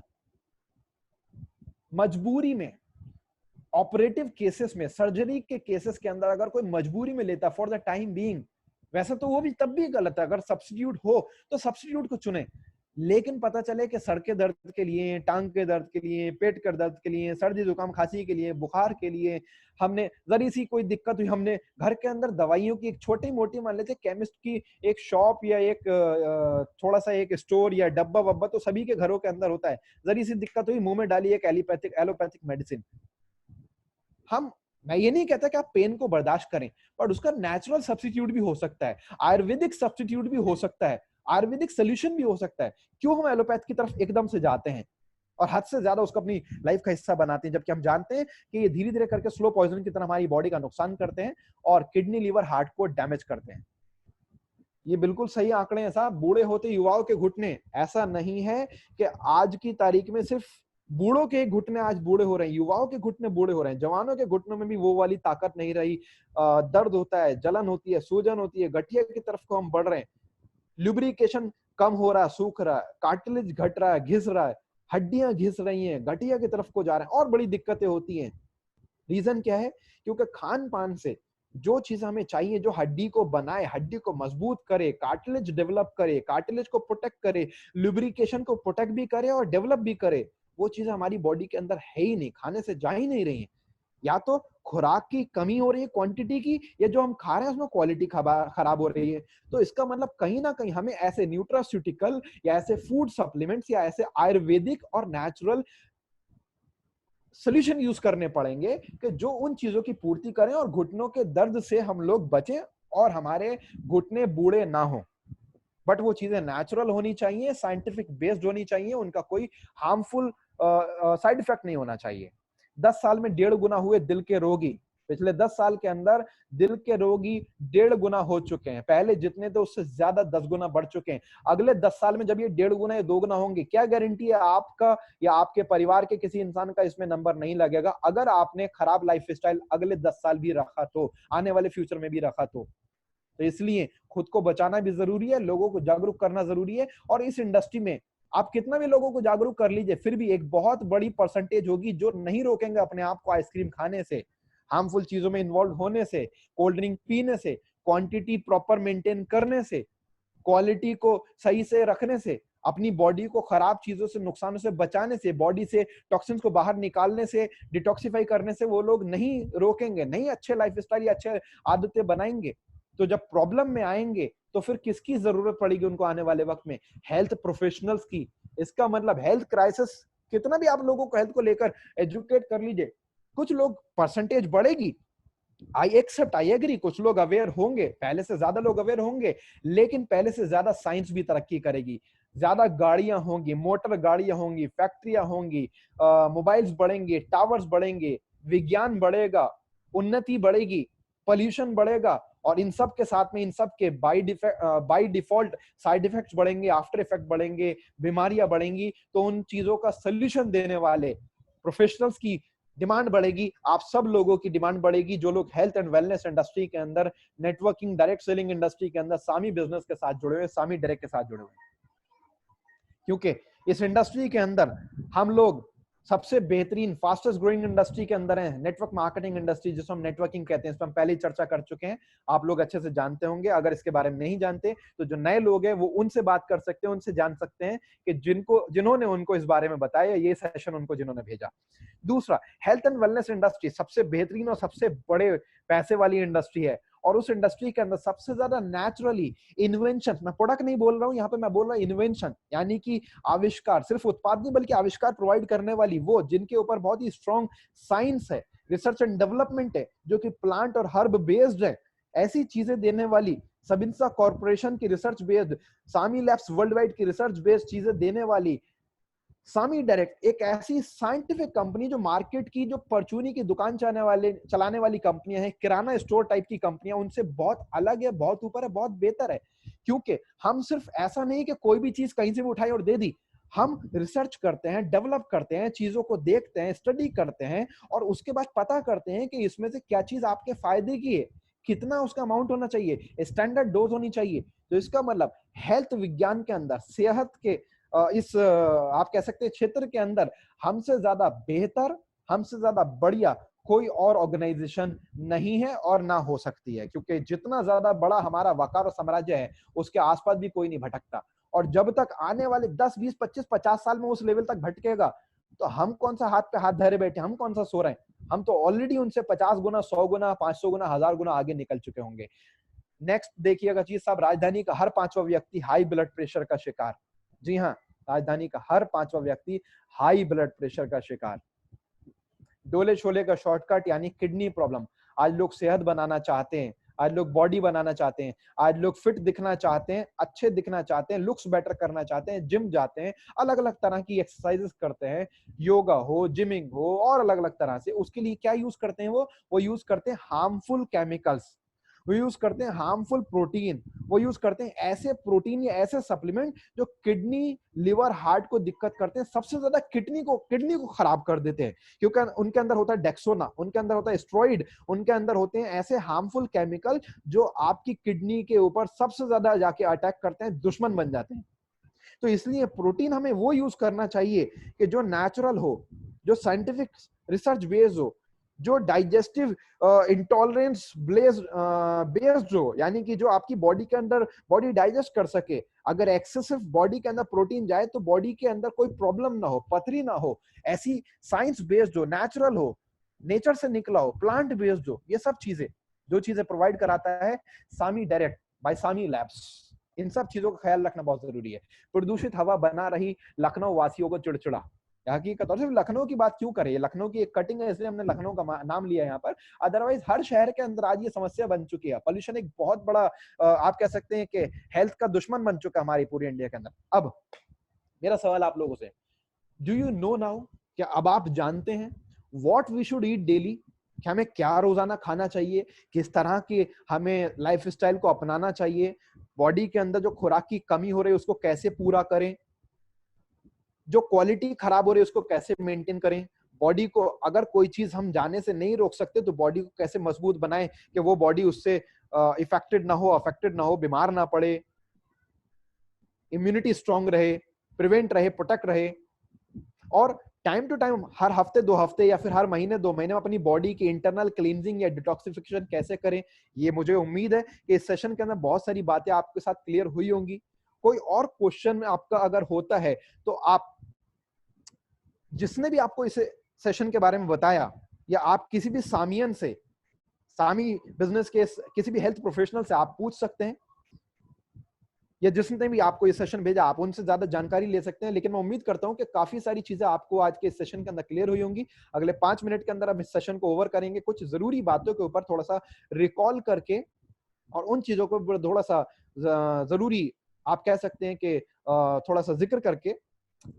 और हेल्थ वाइज तो हमने देखा कि हमें किन चीजों का खास ख्याल रखना है, लोगों को कैसे हमें जागरूक करना है, क्या नॉलेज हमारे पास होनी चाहिए, बट इस इंडस्ट्री का क्या फ्यूचर है ये भी हमें समझ में आ चुका होगा आज, कि हेल्थ के क्राइसिस, हेल्थ के प्रॉब्लम्स, हेल्थ की दिक्कतें ये घटेंगी नहीं, बढ़ेंगी। क्यों बढ़ेंगी? देखो, पहले जितनी जमीन के ऊपर खेती बाड़ी होती थी आज कम होती है, क्योंकि आबादी बढ़ रही है, सिविलाइजेशन बढ़ रहा है, कॉलोनीज बढ़ रही हैं, शहरीकरण बढ़ता जा रहा है, खेतों को खत्म कर करके, खेतों को काट करके, पेड़ों को काट कर करके आज की तारीख में, जो कि गलत है, मैं मानता हूं कि गलत है, पेड़ों को काटना, इन सब चीजों को हमें नहीं बिल्कुल टच करना चाहिए, प्रकृति के साथ छेड़छाड़ नहीं करनी चाहिए। लेकिन ना चाहते हुए भी बहुत सारे लोग कर रहे हैं, बहुत सारे लोग मजबूरी में करते हैं, बहुत सारे लोग अपने स्वार्थ के लिए करते हैं, अपने आप कह सकते हैं लालच के लिए करते हैं। तो उसको तो हम लोग नहीं रोक सकते ना, पूरे समाज के अंदर, पूरे देश में, पूरी दुनिया के अंदर, लेकिन उससे होने वाले नुकसान तो बढ़ रहे हैं। तो उन नुकसानों से लोगों को बचा सकते हैं, जागरूक कर सकते हैं, उसके उपाय दे सकते हैं हम सामी बिजनेस के थ्रू, सामी डायरेक्ट के थ्रू। तो उससे बहुत बड़ा आपके लिए फ्यूचर आप क्रिएट करेंगे, बहुत बेहतरीन करियर आप क्रिएट कर सकते हैं, बहुत ही ब्राइट सफलता आप क्रिएट कर सकते हैं, जिसमें आप नो डाउट पैसा कमाएंगे, सफल बनेंगे, लेकिन कितने अच्छे व्यापार और व्यवसाय के अंदर आप आगे बढ़ रहे हैं, जिसमें आप लोगों को अच्छी सेहत दे करके, दिक्कतों से बचा करके, बीमारियों से उनको सुरक्षित रख कर करके, बचा कर करके आप पैसा कमाएंगे, सेहत उनको दे करके आप कामयाब बनेंगे। इसका मतलब आप खाली पैसा ही नहीं कमाएंगे, बल्कि आप दुआओं के इंडस्ट्री के अंदर है, दुआओं के रास्ते में आप लोगों से दुआएं भी कमाएंगे। दिल से लोग आपको आशीष देंगे, आशीर्वाद देंगे, दुआएं देंगे। जब आप उनकी जिंदगी के अंदर रोजगार लाने के साथ साथ, पैसा कमाने के साथ साथ, एक नई पहचान, सफलता दिलाने के साथ साथ आप उनको अच्छी सेहत बनाने, अच्छी सेहत देने का जरिया बनेंगे, उनकी लाइफ को प्रोटेक्ट करने का जरिया बनेंगे, दिक्कतों से, उनके दर्द से, तकलीफों से, बीमारी से उन्हें बचाने का जरिया बनेंगे। तो साहब ये बहुत ही बेहतरीन इंडस्ट्री है और आने वाले वक्त में सबसे बड़ी इंडस्ट्री है, सबसे बड़ा उद्योग क्षेत्र है। आखिरी स्लाइड में उस पहली चीज की बात करूंगा जो सबसे पहले हमारे बॉडी के अंदर जाता है। जी हाँ साहब, सबसे पहले हमारी बॉडी के अंदर साफ किया जाता है सुबह सुबह, हम सबसे पहले सुबह सुबह करते हैं ब्रश। दांत साफ करते हैं। और जो भी हम केमिकल यूज करते हैं, ये मैं ओपन चैलेंज के साथ कह रहा हूं, आप जितने भी लोग इस सेशन को सुन रहे हैं, अगर आपके घर में कोई भी टूथपेस्ट यूज होता है, कोई भी का मतलब मैं नाम नहीं लूंगा, कोई भी का मतलब मैं ओपन चैलेंज के साथ बोलता हूं, अगर आप सामी डायरेक्ट के, जो कि सामी लैब के स्ट्रॉन्ग रिसर्च और natural Ayurveda based Zohra cosmetic के कंप्लीट केयर टूथपेस्ट को यूज करते हैं, उसके अलावा की मैं बात करता हूं, क्योंकि उसके अंदर इनमें से कोई हार्मफुल केमिकल नहीं है, उसके अलावा आप कोई भी टूथपेस्ट यूज करते हैं, एक प्रैक्टिकल अभी कीजिएगा, आपके घर में अगर कोई भी टूथपेस्ट रखा है, आप जाकर के उसको उठाइए, उसके पीछे देखिए इंग्रेडिएंट लिखे होंगे, उन इंग्रेडिएंट्स के अंदर इनमें से कोई ना कोई केमिकल जरूर होगा, और दो केमिकल और होंगे, उनका नाम भी मैं आपको बता देता हूं, या तो होगा पैराबेन जो सामने लिखा है, या होगा फॉर्मल्डिहाइड, या होगा फ्लोराइड, या दो और मैं नाम आपको बता दूं, या होगा आपके सिंथेटिक डाई, या होगा SLS सोडियम लॉरेल सल्फेट। मैं दोबारा रिपीट कर दूं, सिंथेटिक डाई या फिर SLS सोडियम लॉरेल सल्फेट, यानी कि ऐसे सोडियम लॉरेल सल्फेट या SLS या सिंथेटिक डाई, या फिर ये जो तीन केमिकल सामने दिखाई दे रहे हैं, पैराबेन, फॉर्मल्डिहाइड और फ्लोराइड, इनमें से कोई भी केमिकल अगर आपके उस टूथपेस्ट के पीछे लिखा है इंग्रेडिएंट में, फौरन गूगल पर जाइए और लिखिएगा what's the harm of this chemical, नाम लिखिएगा, what the harm of paraben, what the harm of fluoride, what the harm of formaldehyde, what the harm of SLS, यानी कि what the harm of sodium lauryl sulphate. और जब सामने research निकल करके आए, और अगर ये गूगल की एक रिसर्च है, जो गूगल पे ही मैंने चीजें सर्च करके आपसे शेयर की हैं, तो आपको समझ में आ जाएगा कि हम क्या खा रहे हैं। आप कहेंगे हम खाते थोड़ी टूथपेस्ट, सब देखिए बच्चे तो खा ही जाते हैं कई बार, और बड़े भी अगर नहीं भी खाते, जब आप ब्रश करते हैं, कुछ ना कुछ उसका अंश आपके ब्रशिंग करते हुए धीरे धीरे करके अंदर चला जाता है, और जब धीरे धीरे करके अंदर जाता है, तो वो एक दिन में थोड़ी जा रहा है, सालों साल जा रहा है, और जब सालों साल जा रहा है, for the years, for the many years, तो जाहिर सी बात है उस लंबे अरसे में वो धीरे धीरे करके आपकी बॉडी के अंदर जाके अंदर आपके टिश्यूज को, सेल्स को, ऑर्गन को, बॉडी को डिस्टर्ब करता है, खराब करता है, बीमारी पैदा करता है स्लो पॉइजन के तरीके से। और वही रीजन है, कई बार लोग कहते हैं कि मुझे दमा कैसे हो गया, मैंने तो कभी सिगरेट नहीं पिया, मेरे लीवर को कैसे प्रॉब्लम हो गई, मैंने तो कभी शराब नहीं पी, मुझे कैंसर या ट्यूमर हो सकता है, मैंने तो कभी गुटखा या लाइक तंबाकू का सेवन नहीं करा, या और कई सारी मैंने आप कह सकते हैं कि खराब चीजें मैंने नहीं खाई, मैंने तो मान लेते हैं कि शराब, सिगरेट, गुटखा, बीड़ी, पान मसाला, तंबाकू, ये सब चीज जिंदगी में नहीं छुई, फिर मुझे किडनी की, लिवर की, हार्ट की, इसकी उसकी बहुत सारी दिक्कतें क्यों हो गई? क्योंकि साहब आपने डायरेक्टली ये चीजें कंज्यूम नहीं करी, तंबाकू से, बीड़ी से, सिगरेट से, शराब से, पान मसाले से, खैनी से, भले आपने नहीं करी, लेकिन इनडायरेक्टली अगर आप डायरेक्टली इन चीजों को यूज करते हैं, तो भयंकर परिणाम होने वाले हैं आपकी बॉडी के अंदर, और ऑलरेडी हो रहे हैं। सबसे पहले इन चीजों को रोकिए और अपनी बॉडी को सेफ बनाइए, सुरक्षित बनाइए, साफ बनाइए, साफ कीजिए। लेकिन अगर नहीं भी किए हैं, तो भी बहुत सारी चीजों से इनडायरेक्टली चीजें जाती हैं, टूथपेस्ट से, खान पान के अंदर केमिकल्स वाली चीजों से, जंक फूड से, जो हम पहले ही बात कर चुके हैं। टूथपेस्ट एक बहुत बड़ी चीज होती है, बहुत बड़ा इसका रीजन होता है। अब क्या रीजन होते हैं? पैराबेन से कैंसर हो सकता है, फॉर्मल्डिहाइड से स्किन की, आंखों की और सांस लेने के हमारे सिस्टम की, रेस्पिरेटरी सिस्टम की हमारी दिक्कतें होती हैं। फ्लोराइड से हड्डियों की दिक्कत, दांतों की दिक्कत, आर्थराइटिस, गांठें बन जाती है, एक्ने, पिंपल की दिक्कत होती, माइग्रेन की प्रॉब्लम होती है, इनफर्टिलिटी की दिक्कत होती है, यानी कि इंपोर्टेंसी की दिक्कत लोगों के साथ में लोगों को झेलनी पड़ती है, हार्मोन्स डिस्टर्ब होते हैं, और बहुत सारी दिक्कतें होती हैं। क्या आप चाहते हैं इनमें से कोई चीज आपके साथ हो, आपके घर परिवार के लोगों के साथ हो, आपके घर में जो छोटे बच्चे हैं उनके साथ हो, आपके जो नेक्स्ट जनरेशन फैमिली में लोग हों उनके साथ हो, या किसी भी जिसकी आपको फिक्र है उसके साथ हो? अगर नहीं, तो इस स्क्रीन का स्क्रीनशॉट लीजिए और हर उस इंसान तक पहुंचाइए, और उनको साथ में बताइए, चाहे टेक्स्ट के साथ या ऑडियो फॉर्म में या कॉल करके, कि आज ही अपने घर के टूथपेस्ट को चेक करो, अगर इनमें से कोई भी चीज है, तो आप जहर को धीरे धीरे करके ब्रशिंग के थ्रू टूथपेस्ट करते हो अपनी बॉडी के अंदर पहुंचा रहे हैं स्लो पॉइजन के तरीके से। और अगर यकीन ना आए, तो इनमें से कोई भी चीज उठा करके गूगल पर चेक कर लो, समझ में आ जाएगा, आंखें खुल जाएंगी। तो मेरे दोस्त, ये वो सारी बातें हैं जो जानना हमारे लिए बहुत जरूरी है, जिससे हमें आज के सेशन के अंदर पता चला कि सेहत को हम कैसे पीक लेवल पर मेंटेन करें, कैसे हम लोग अच्छे से सेहतमंद रह सकते हैं, किस तरह का एक अच्छा लाइफस्टाइल हमारे लिए होना चाहिए, किस तरह का खान पान हमारे लाइफ के अंदर इन्वॉल्व होना चाहिए, और साथ ही साथ इस इंडस्ट्री का क्या फ्यूचर है। इन सब चीजों को देख करके इतना तो आपको अंदाजा हो गया होगा, इन सब नॉलेज को देख करके मैं उम्मीद करता हूं कि कुछ ना कुछ वैल्यू एडेड इंफॉर्मेशन या नॉलेज मैंने आपसे शेयर